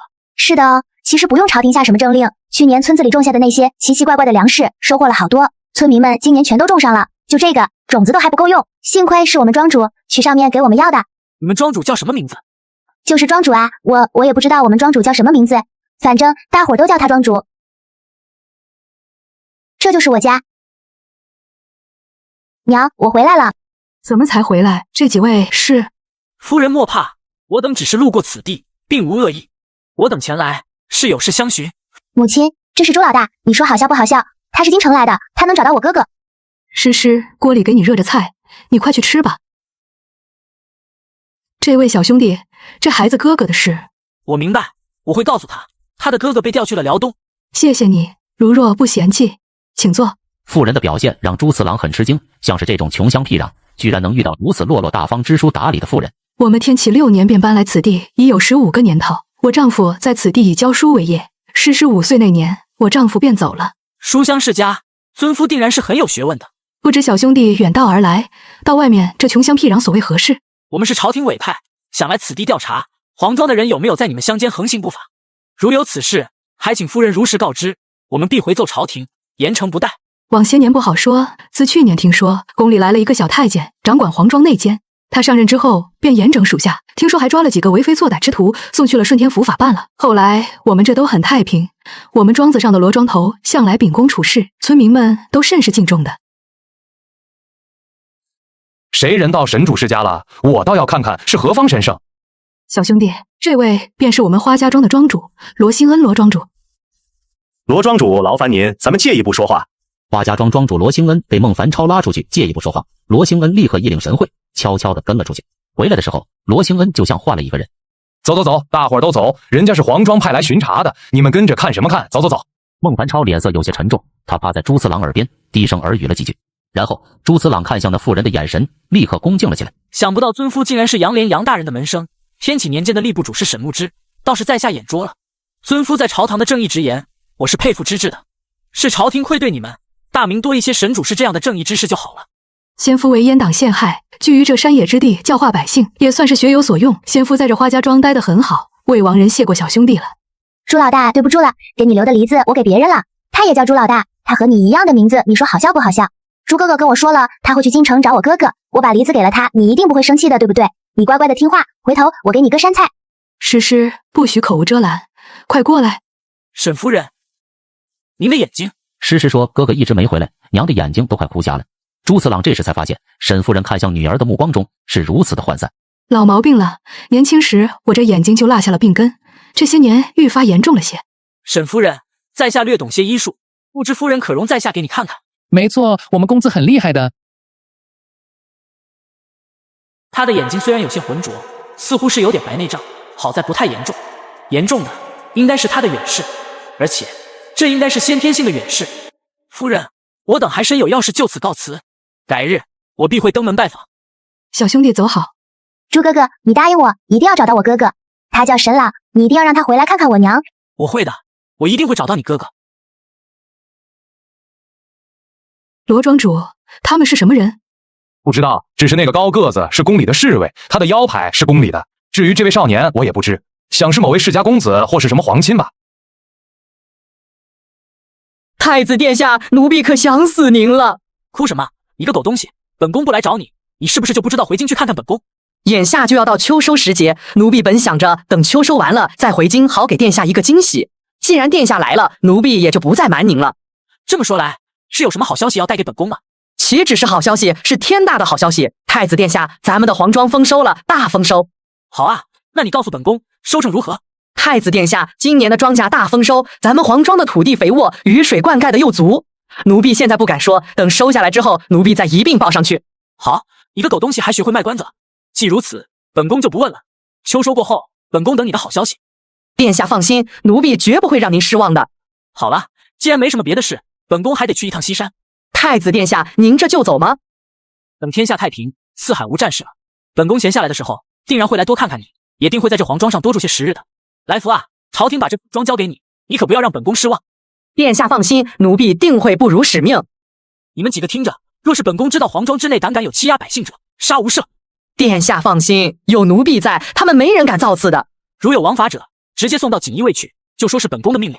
西山玻璃砖窑厂，朱次郎已经很久没有来看过了，这里也不知道怎么样了。按理说，西山的玻璃已经步入正轨，大量出厂的玻璃应该卖出个好价钱才对。可是等众人到了西山，发现这里的空地上摆满了制造好的玻璃，似乎是有些滞销。你个狗东西，本宫问你，这些玻璃是怎么回事？怎么回事？为什么销不出去？太子殿下，非是奴婢不肯销售，实在是国丈大人他不准啊。本宫问你，现如今玻璃的市价几何？国丈说是这玻璃3尺见方的要3两银子。3两？这奸商怎么不直接去抢？小人也说太贵了，3尺见方的玻璃哪有3两银子的道理？卖这么贵，珠宝翡翠也没这么值钱啊。好了，本宫知道了，3两银子，这是明抢。京城那边的金货商们，他们怎么说？金货商们也有人囤货，3两银子是从咱西山拿货的价格。听说有人在京城已经卖到5两银子了。还真卖到5两银子了，混蛋东西！去，把你们这里手艺最好的工匠给我叫来。叫什么名字？回太子殿下的话，小人牛德春。牛德春，你之前是做什么的？小人之前是琉璃厂的工匠，负责给宫里做一些琉璃装饰。本宫要让你做一个东西，千里眼你可知道？小人在杂造局看到过，小人还曾偷偷拆开研究过一番。本宫让你做的就是这种东西，却又不是这种东西。你按照本宫告诉你的，依照厚薄度用吹塑法做成凸起度各不相同的镜片就行了。记住，镜片一定不要有气泡和波纹。朱次郎要这些镜片不是做望远镜，而是用来做一副老花镜。他做出来就是想送给花家庄的沈夫人。太子殿下放心，这个一定是不会的。你是玻璃厂厂工，你有权拒绝我老爷的命令。记住，只有本宫和万岁的旨意你才可以服从。自今日起，3尺见方的玻璃50文钱一张，有多少卖多少。获利所得，没有本宫和圣上的旨意，任何人都不得擅动，明白了没有？只要有太子殿下这句话，奴婢就彻底的放心了。奴婢这就去吩咐下去，在京城贴出布告。玻璃从价值连城一下子跌到了谷底，1平方的玻璃从3两银子跌到了50文钱，一只公鸡的价钱。这一下在北京城掀起了轩然大波，那些急需进货的经销商瞬间挤破了西山，那些囤积了玻璃的不法商人痛哭流涕，亏得倾家荡产。大家不要吵，听我说。奉太子殿下口谕，自即日起，西山玻璃厂出厂的玻璃，3尺见方、筷子厚度的玻璃，一律按照50文钱一张，且永不涨价。6福啊，6福！鸡蛋煮了没？小米粥熬了没？国丈老爷在锅里煮着呢，小米粥也熬好了，按照您的吩咐小火炖煮。湖广送来的腊肉也给您蒸好切了一盘，肥瘦正合适。如今咱这府上的日子好过多了，这都多亏太子殿下的帮衬。国丈老爷抽空咱们是不是该进宫去看看殿下？听说这殿下回京可有些日子了。终究是一家人，太子怎能亏待了老夫？说起我那好外甥，你还别说，老夫还真有些想念的紧。国丈老爷，太子殿下来了，马车移到了府门外。国丈老爷，还是殿下关心您啊，这一回京城就忙着来看您。那还等什么？还不快快出去迎接？太子殿下威武，老臣在京城可是没少听说殿下在辽东的英雄事迹啊！太子如此英雄年少，社稷之幸，江山之福啊！太子啊，您这是又有什么好事想着我了？老爷，祸事了，大事不好，您可要有个心理准备啊！太子啊，你可不能吓唬我，老臣可经不起您这吓唬了。是真出事了，宫里这次要抓您，您怕是在劫难逃了。这些时日，老臣不敢有枉法徇私，更不曾有贪污纳贿，这又出了何事？你可知前段时间太常寺的4成余上的案子？知道啊，太常寺一下子被撸下来6个官员，余上这厮不是太庙祭祀的时候贪污了官银2000两吗？事儿就出在这里，这余上进了诏狱，还没等怎么用刑呢，就全招了。这一招不要紧，又把4个官员给招出来了。那4个官员招出来，与老臣何干？再者说了，这些事太子为何不替老臣遮掩着点儿？本宫是刚回京，这事都是洛阳信这个王八蛋处理，这次没看本宫来都没带他们。哎，老爷，我实话跟您说了吧，这事确实也怨不得洛阳信。本来太常寺4成余上这案子不大，可关乎我父皇登基大典，又是在祭祀太庙的案子上出了事，我父皇也不知怎心血来潮的派了王承恩去北镇抚司会审，这洛阳信就算是想帮着遮挡，也难以下手啊。太子啊，你还是有什么话直说吧，老夫站得直行的正，就不信还会有什么脏水泼到我身上。余上受刑不过，招出了曾与他密谋贪污的其他4个官员，其中一个不是别人，正是户部山西清吏司的郎中蒲玉泉。周回是很有底气的，就算是牵扯到了自己，也无关紧要。谁知朱慈朗说出一个人来的时候，周回立刻就慌了。蒲玉泉，他不是致仕了吗？是啊，蒲玉泉是致仕了，可架不住他犯下的罪名太大，直接从老家用囚车一路押了回，现如今正在诏狱关着呢。这老东西，老爷您出事就出在他身上。何事啊？您可捅了天了，通敌乱国，十恶不赦。本宫这次来，您看到了没有？带着的这些锦衣卫啊，就是准备要把您给抓到诏狱去的。太子啊，这都是过去之事了。万岁爷不也是知道老臣上缴了200万两银子吗？杀人不过头点地，朝廷也不能紧着老臣一人抓吧？谁说不是呢？老爷，这些人就是欺人太甚，洛阳信也是，连这点事都办不好，本宫要他何用？罢了，君要臣死，臣不得不死。太子，你把老臣抓去诏狱便是。万岁爷想怎样便怎样吧。朱慈朗一惊，没想到周回居然耍起了无赖，倒也是，这是确实自己做的过分了些，柿子专挑软的捏，也不至于这个挑法吧。这蒲玉泉进了诏狱，只是上了2道刑，就把和老爷私吞军粮的事给招了。老爷，这事还真得委屈你，跟我去北镇抚司一趟。走吧走吧，老臣为朝廷一辈子忠心耿耿，不惜散尽家财，这都有人不想让我活着，那还有什么说的？朱慈朗本以为自己这么一吓唬，周回还是会和之前一样乖乖的破财消灾，可现在不一样了，傻子被骗得多了也不容易上当了，何况周回又并不是傻子。老爷放心，即便是到了诏狱，本公子也会护你周全，等会出去的时候你跟在我后面，不然被人瞧见了面上有些不好看。有什么不好看？老臣就是要世人看看，老臣被抓进了诏狱，是老臣该死，其罪当诛。周回怒火万丈，他不去想自己私吞军粮是多大的罪名。其实朱慈朗是怕动静闹得太大，传到老爹崇祯皇帝的耳朵里，自己还真是吃不了兜着走了。你可千万别胡闹了，私吞军粮是杀头，本宫先想办法。你先在诏狱待上2天，我看看能不能在宫里给你走动走，兴许过2天就没事了，就先委屈一下老爷。您就放心，到了这北镇抚司，谁也不敢拿您怎么样。洛阳信呢？这狗东西死哪去了？回太子殿下的话，骆大人去城郊调查案子去了，这一时半会儿怕是回不来。哼，什么调查案子，分明就是躲着本宫。若不是这王八蛋，我老爷怎会来这种地方？殿下，国丈与军粮案有关，小人只能把他押赴去诏狱，殿下恕罪。太子救我！这个时候，尽管周回的胆子再大，再怎么死猪不怕开水烫，也害怕了起来。老爷先委屈你几日，本宫定会想办法替你走动。太子殿下，咱们是不是尽早把国丈放了？这要是闹大了，会出事的。不成，咱们还是再等等看，接下来就看咱们的表演了。太子殿下，按照您的吩咐，国丈已经被安排进了诏狱，小人给送了酒菜，国丈好像都没有动，只坐那儿发呆。继续，让我死吧！杀了我，求求你们了！只要让我死，我什么都招，什么都招！殿下，国丈大人在诏狱内吃酒了，送去的饭菜虽然没动，可是他拿起了酒壶。知道了，继续。那个鬼知道犯了什么罪的死刑犯被扔到了周回隔壁的牢房，那犯人浑身是血，这让周回心里害怕不已。提审犯人蒲玉泉。别打了，我招，我全都招，是我和国丈干的，一共是23000石军粮，我们分3批卖给了粮商。来人，快把太子给老夫请来，快！太子殿下，国丈在诏狱发了疯，非要见殿下不可。殿下您看，我们走。太子啊，救我！老爷，你莫要着急，本宫这不是正在外面打点，给你想办法。钱花多少钱都行，你赶紧把我弄出去，我一刻钟也不想在这里待着了。太子啊，我可是一把老骨头了，着实经不起折腾了。这事不好处理啊，这蒲玉泉把什么都招了，这次把您当年和他干的那些事一字不落的全部招了出来。不是我说你老爷，私吞军粮这么大的事您也敢干，要杀头的。那该怎么办？太子啊，你不能眼睁睁的看着你老爷就这么完了啊！想想你的母后，咱们可是一家人啊！老爷您尽管放心，绝不会不管您。这样吧，好在这蒲玉泉的供词还没送到我父皇那里去，可是您也知道，这王承恩可是亲自督办这案子。那该当如何？不成老臣给他使些银子？王承恩我还是了解的，银两是打动不了他的。那该如何是好啊？找我父皇。万岁爷。是啊，老爷，您为朝廷捐了多少银两，我父皇可都记在了心上，在朝堂上，父皇也没有少夸赞您。好像是。太子啊，这都到了什么时候了？有什么话你快点说清楚，就别卖这个关子了。您为朝廷捐了国库大半年收入的银子，这些钱以您的俸禄怕是几百年也攒不出来吧？可我父皇并没有治您的罪，还在朝中大肆褒奖你，这什么意思？这代表我父皇知道您的这些钱来路不正，可父皇并没有生气啊。因为朝廷解了燃眉之急，没有您的200万两银子，辽东那边早就乱成一锅粥了。你的意思是让我再给朝廷捐一点？不是捐一点，而是大捐特捐。您想啊，若是趁着蒲玉泉的案子案发之前，您再给朝廷捐上一笔巨款，我父皇看了会怎样？万岁爷会怎样？您给朝廷捐了这么一大笔钱，我父皇自然是大为欣慰，搞不好会把您当成群臣表率大肆标榜。这个时候蒲玉泉的案子即便是案发了，父皇看到卷宗的时候也会在想，老爷您都把赃款吐出来，当年私吞军粮怕也实属无奈之举，您只是想为朝廷多攒点钱，以备不时之需，到时候本宫再在父皇面前给您演几句，说您私吞军粮并非为了自己，不然您干嘛把钱都捐给了朝廷？你之所以吞了这批军粮，其实就是知道好钢就得用在刀刃上，这笔钱留在国库肯定留不住，还不如留在您这儿，等朝廷什么时候急需了，您再把这笔钱捐出去。老爷啊，您这是什么精神？您这是宁负千古骂名，为朝廷为国家鞠躬尽瘁，死而后已的大无畏精神啊！太子的意思是，老臣这事不但没有罪，还有功劳。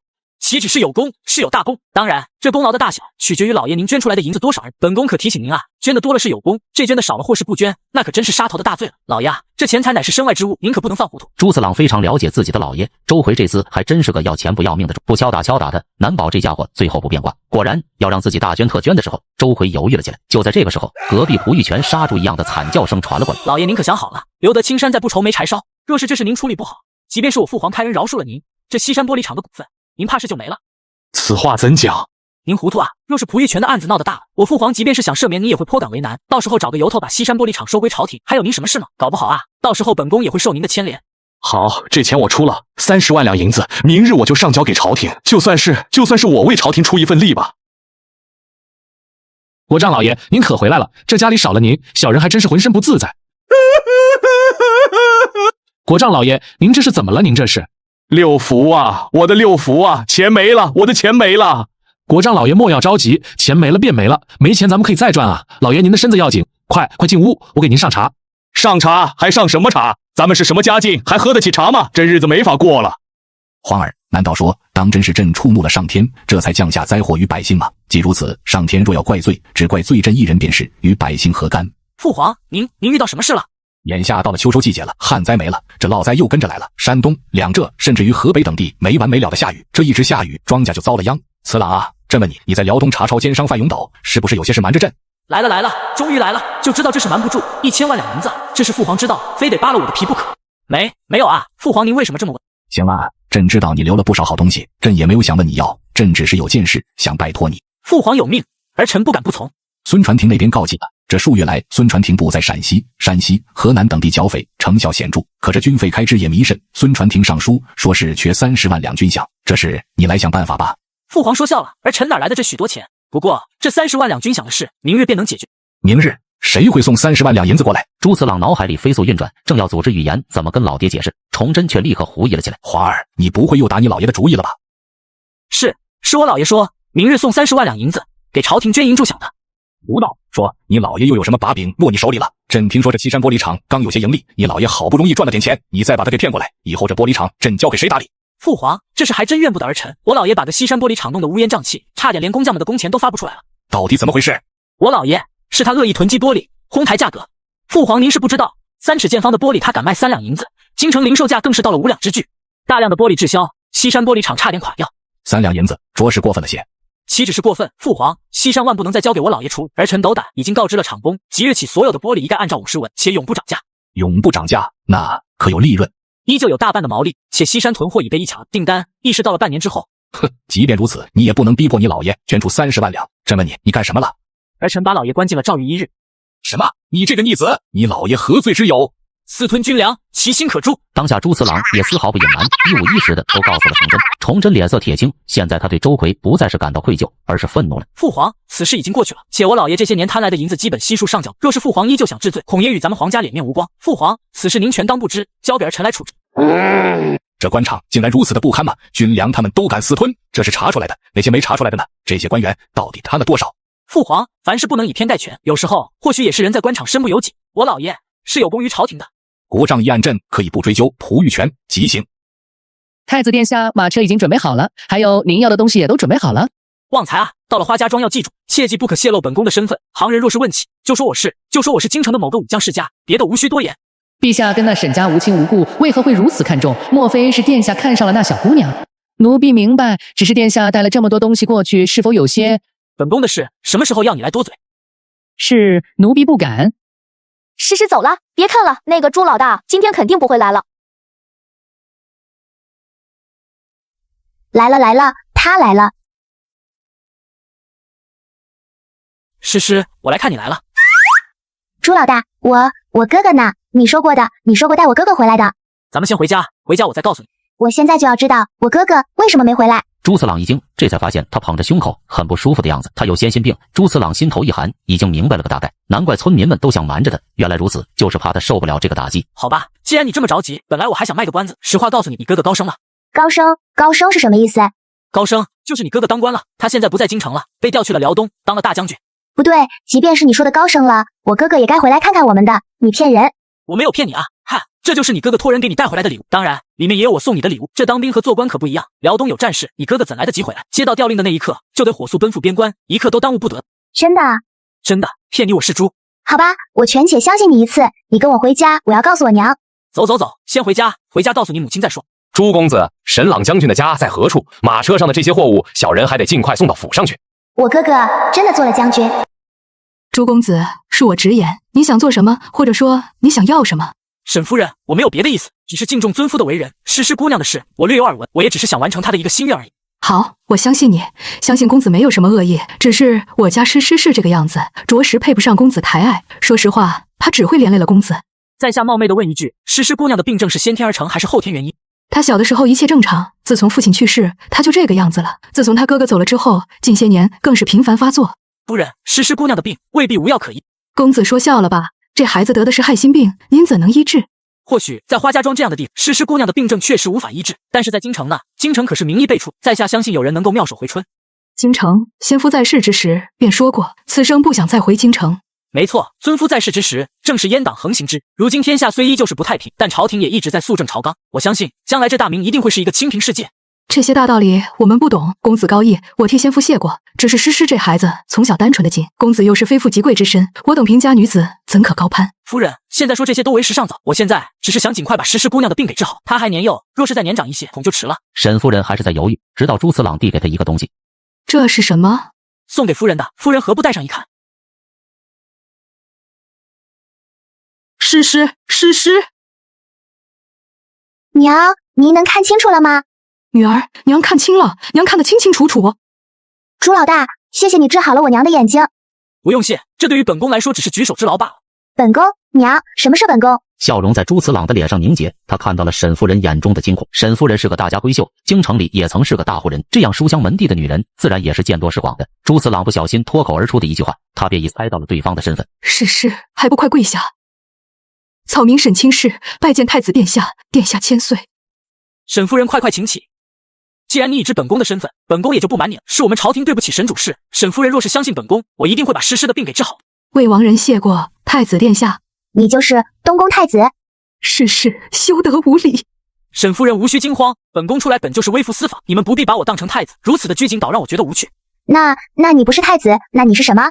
我还是朱老大，只要你愿意，你还是叫我朱老大吧。我不能再叫你朱老大，这是大不敬的。我可以叫你朱哥哥吗？可以啊，我会带最好的太医来为你治病。那红娘子伤势如何了？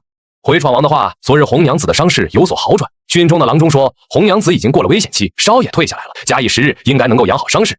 闯王要我说，把这娘们开膛破肚，把她的脑袋挂在营门口，也好消了兄弟们心头这口恶气。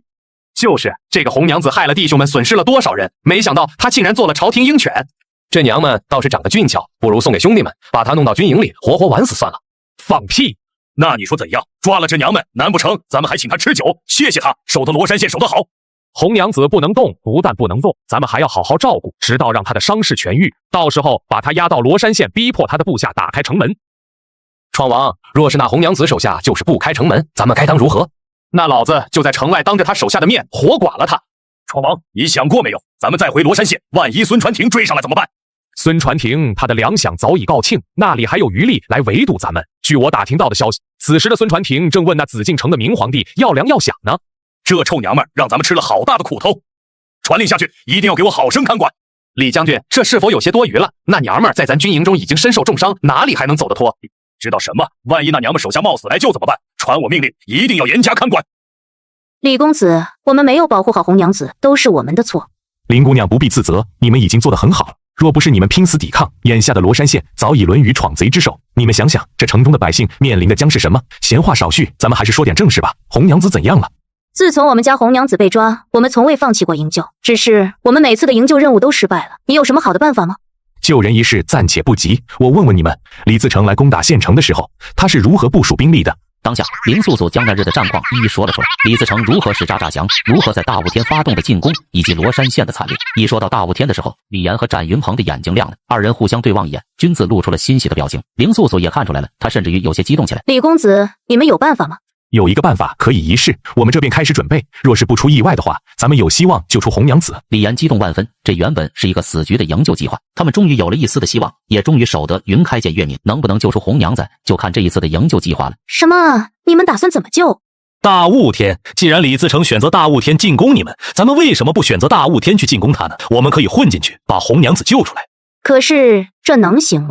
行不行？这也是唯一的办法了。李岩他们很快开始做好准备，他们开始研究详细的计。李自成并不是饭桶，相反，这人粗陋的外表下其实有着一颗极其狡猾的内心。灵狐云龙，你知道罗山县那边情况怎么样了？回殿下的话不太乐观。怎么一回事？据展云鹏飞鸽传书带回来的消息，这闯贼将红娘子捉去，并派人严加看管。此时的李自成手里还有10余万大军，虽然人数不如先前之多，但留下来的都是李自成身边的精锐，很难对付。他们正准备等大雾天去营救红娘子。你说他们在等大雾天？本宫问你，若真是大雾天，你说李岩他们能救出红娘子的机会有多大？太子殿下恕末将直言，李岩和展云鹏他们即便是在大雾天营救，成功的希望也是渺茫至极。不行，必须救出红娘子，不然本宫对不起他，也对不起李岩。救怎么救？大雾天确实是偷袭的好机会，他们能想到的是李自成想不到吗？别忘了，这可是李自成完剩下的战术。李岩其实心里也知道这些，没办法，即便是知道李自成会有所防备，李岩也只能孤注一掷，从敌营中救回红娘子是何其的艰难。都准备好了吗？闯王放心，只要红娘子的人敢来，咱们就叫他有来无回。大雾天终于来临了，据李岩的测算，明后2天将都是一个大雾天，这个时候是最佳时机。罗山县的林素素他们也都很兴奋，他们也觉得这次应该能够成功。如朱四郎所想，果不其然，李岩的部队在雾天的时候实施对红娘子的营救，遇到了领宗敏的伏击，这是一次失败的营救，且付出的代价惨重。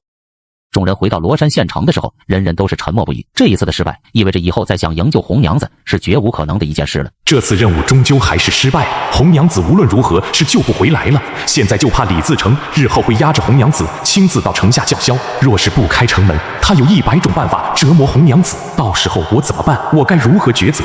是眼睁睁地看着红娘子在流寇手里受尽折磨，还是打开城门启降？展将军，你的伤势如何？还有那些将士们，他们怎么样？几个重伤的抬下去医治了。李公子，这次咱们营救任务的失败，你要做好心理准备。放心，如果李自成携红娘子来攻城，我是万万不会开城门的。我李岩虽不是什么大英雄，可也不能眼睁睁地看着罗山县的百姓遭受流寇的屠杀。红娘子若是没了，我李岩跟他一起死便是。殿下，您为什么是烦心？您若是心情不好，不如出去殿外走走吧。豆花，本宫问你件事，有什么办法能把关在敌营里的犯人给救出来？比方说旺财被贱奴给抓走了，咱们有什么办法把他救出来呢？这个您倒是难倒奴婢了，奴婢哪里懂得这些？若是贱奴抓住了旺财，若是旺财有用的话，他们肯定会严加看管。咱们贸然去营救，只会是送死。你的意思是，旺财这个王八蛋就不出来了？如果旺财对于殿下很重要的话，贱奴很可能还会以旺财为诱饵，引着殿下派人去救。若是殿下去了，那就更是中了敌人诡计了。朱次郎心头一寒，暗叫。他站起身，慢慢的踱步来到了钟粹宫2楼的外面。如果真是这样，那么李岩和展云鹏他们危险。今日是中秋佳节，宫外的百姓纷纷燃放了不少的孔明灯。在这个盛大的节日里，北京城终究还是热闹的。孔明灯，朱次郎浑身一震，他似乎想到了救出红娘子的办法。看到孔明灯的那一刻，朱次郎如同雷光电闪一般，他的脑海中想起了一个在这个时代足以震惊世人的发明——热气球。这东西只要借助加热的空气就能飞起来。如果带这个热气球去救红娘子，绝对可以成功。要知道，在大明朝这个时代，虽然很多西洋舶来品，可是热气球这种神奇的东西没有人见过。更重要的是，热气球可以在救出红娘子之后，乘坐着她离开闯贼的军营。李自成天大的本事，也只能眼睁睁地看着，而束手无策。孟凡超，你赶紧连夜出宫，火速召集灵狐云龙进宫觐见，就说是本宫有10万火急之事召见于他。殿下这么晚了，您是有什么急事吗？本宫想到了一个办法，或许能帮李岩。殿下，此事恐怕要惊动万岁。虎贲营驻扎于城外，这支隶属于您的部队是不能进城的，除非有万岁爷的圣旨，4、9城门才能打开。那就去啊，还等什么？属下遵命。孟侍卫就不能等到明日吗？10万火急，太子殿下严令，务必让在下今夜把灵狐云龙将军召进宫。孙公公有劳您了。老奴可以进去通报，不过若是惹了万岁爷生气，这老奴可就无能为力了。皇爷，钟粹宫太子殿下那边的侍卫孟凡超求见，说是殿下要召见宫外的虎贲营，请求皇爷恩准。这个逆子，他想造反吗？说此郎要见虎贲军作甚？回万岁爷的话，罗山县的红娘子守城有功，红娘子身先士卒守住了罗山县，使得河南境内免遭流寇之苦。然红娘子力战重伤，为贼寇所虏。太子殿下说他想到了一个法子，或可能将红娘子救出。哼，什么事非得要半夜才说？明日召见不可吗？红娘子在闯贼营中万分危急，早些想到办法营救，便多一份希望。想是太子殿下想出了什么妙计，还请万岁恩准。你知。灵狐云龙，本宫交给你一件10万火急之事。殿下，您这快去，此事万万等不得。你告诉李岩，只要他做到这一点，本宫就有办法救出红娘子。同时告诉他们，万不可再轻举妄动，一切等本宫去了再说。殿下放心，属下即刻去办。太子殿下，万岁爷宣召。告诉我父皇，就说本宫要去罗山县一趟，召见之事等本宫回来再说。殿下，您还是亲自跟万岁爷说一声吧。您若是就此离宫，奴婢实在是担待不起啊。担待不起你就等着挨罚吧。孟凡超，备马，本宫要即刻离京。皇爷饶命，奴婢去了钟粹宫。太子殿下说他要即刻离京去罗山县，有什么事一切等他回来再说。这个逆子疯了吗？连我的宣召都敢违抗，这小子连个招呼都不打，就私自离京了。万岁爷，太子殿下行事素来特立独行，殿下急于离京，想来也都是为了营救红娘子。这红娘子身在敌营，多一刻时间便多一份危险。这小子又在耍什么花样？若是咱们朝廷能把红娘子救出，则天下人自会说咱们朝廷不会亏待任何一个忠于大明的忠臣，哪怕不惜一切，咱们也要把红娘子救出来。在罗山县县衙，李岩和展云鹏已经收到了朱次郎的飞鸽来信，通知红娘子务必坚持1个月，本宫已从京城动身，不日抵达罗山县。这是太子殿下京城来的密信，太子殿下已经在来罗山县的路上，殿下一来，红娘子便有救了。殿下来了，太子殿下来了又能怎样？他难道还有什么好办法不成？太子殿下既然来了，就一定有办法救出红娘子的。密信上说，让红娘子务必再坚持1个月，这可是闯贼敌营，1个月该如何瞒天过海？咱们又该如何通知与他？混进敌营倒是不难，难就难在如何能和红娘子搭上线。只要咱们骗过了李自成，咱们就算是完成任务。我去找李自成诈降。李公子三思，殿下不会答应让你这么做的。太子殿下让咱们拖住李自成1个月，我若不诈降，就无法和红娘子里应外合，骗过李自成。此事无需多言，便这么定了吧。报闯王，李岩李公子来了，说是要来归顺闯王。李岩，正是李岩李公子，快有请。大名鼎鼎的李岩李公子在下得见，当真是3生有幸啊！李公子一表人才，学富五车在下，素来敬仰的敬。李公子，你能来辅佐于我，我李自成实感荣幸之至，将来孤定顶天下，自然少不了李公子这样的人才。闯王，实不相瞒，在下原本已决心效忠朝廷，今日特来投奔，实属无奈。李公子肯实言以告，孤很是欣赏，总比那些沽名钓誉、心怀叵测的小人要强。只是有一件事，孤不甚明白，你与红娘子本痛恨朝廷，为何甘愿做朝廷鹰犬？闯王，我李岩之所以痛恨官府，实乃这大明贪官横行，污吏惩霸，黎民百姓于水火之中，我与红娘子情投意合，反了这朝廷，诛杀天下贪官。然如今这朝廷出了英明国武的太子，料想闯王也有所耳闻吧？这个孤岛是听说过，这北京城的皇太子有些手段，听说他在辽东差点干掉了贱奴的皇太极，这一点很让我李自成佩服。不过佩服归佩服，太子也终究是个小娃娃，这天下还不是他老子朱由检那个糊涂皇帝说了算。你看这天下还不是照旧，贪官依旧横行不法，百姓依旧食不果腹。你跟着我李自成，估定然会打下一个大大的江山，推翻这昏暗的朝廷，将来四海升平，天下大兴，岂不快哉？闯王此言差矣，如今这天下依旧昏暗不假，朝廷也在拨乱反正。你看这河南，李代温李大人不遗余力的赈灾安民，如今河南、山西、陕西3省曾为灾荒重地，如今不也是比之前好得多了？听说那孙传庭在陕西诛杀贪官，分放土地，使得那些没有土地的百姓耕者有其田，这也是复兴之道。想复兴天下，未必只有造反这一条路。老子全家都死于官府苛政，你让孤归顺朝廷，绝无可能。李公子，孤是看中你的才华，真心结交，你倒是先来数落起孤的，不是来了。那你来我军营，是归顺于我呢，还是劝我投降？我今日前来，自然是诚心归顺闯王。不过我李严不是因为敬佩闯王，而是为了红娘子。红娘子乃是我李严的心上人，既然红娘子被闯王所俘，我李严只好前来归顺。好，孤就欣赏李公子这样的真性情，不愧是性情中人，老子喜欢。只要你与红娘子协助孤拿下罗山县，李公子孤即刻让你和红娘子完婚，到时候你二人是去是留，我李自成绝不为难，如何？好，我会帮助闯王拿下罗山县，不过我要先看看红娘子。这个自然没问题，不过李公子拿下罗山县你要多久？这个不好说，实不相瞒，闯王想拿下罗山县，并非你们想象的那样容易，我要先见红娘子才能告诉你答案。你说什么？我看你就是朝廷派来的细作。就是闯王不要相信他，这李严早已沦为朝廷鹰犬，他的话万万不可相信。闭嘴！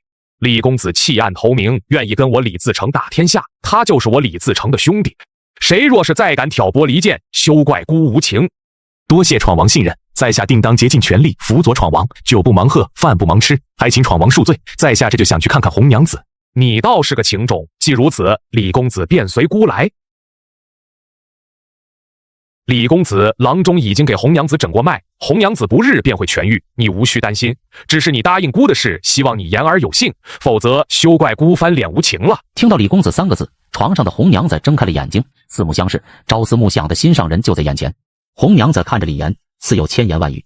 好了，李公子，咱们还是出去吃酒，研究一下如何攻下罗山县的事吧。李自成很损，他也在怀疑红娘子的伤势，故意这么说，就是为了看红娘子的反应。他要帮助李自成攻打罗山县，就为了我吗？他为什么如此的糊涂？不对，李严不是这样的人，或者他有别的计策。1万个疑问在脑海中盘旋，还好红娘子最终还是依旧躺在床上一动不动。她不动，郎中就拿她没办法。谁也不知道红娘子伤势到底恢复的如何，只是从脉象看有好转的迹象而已。闯王放心，我李严定会助你拿下罗山县。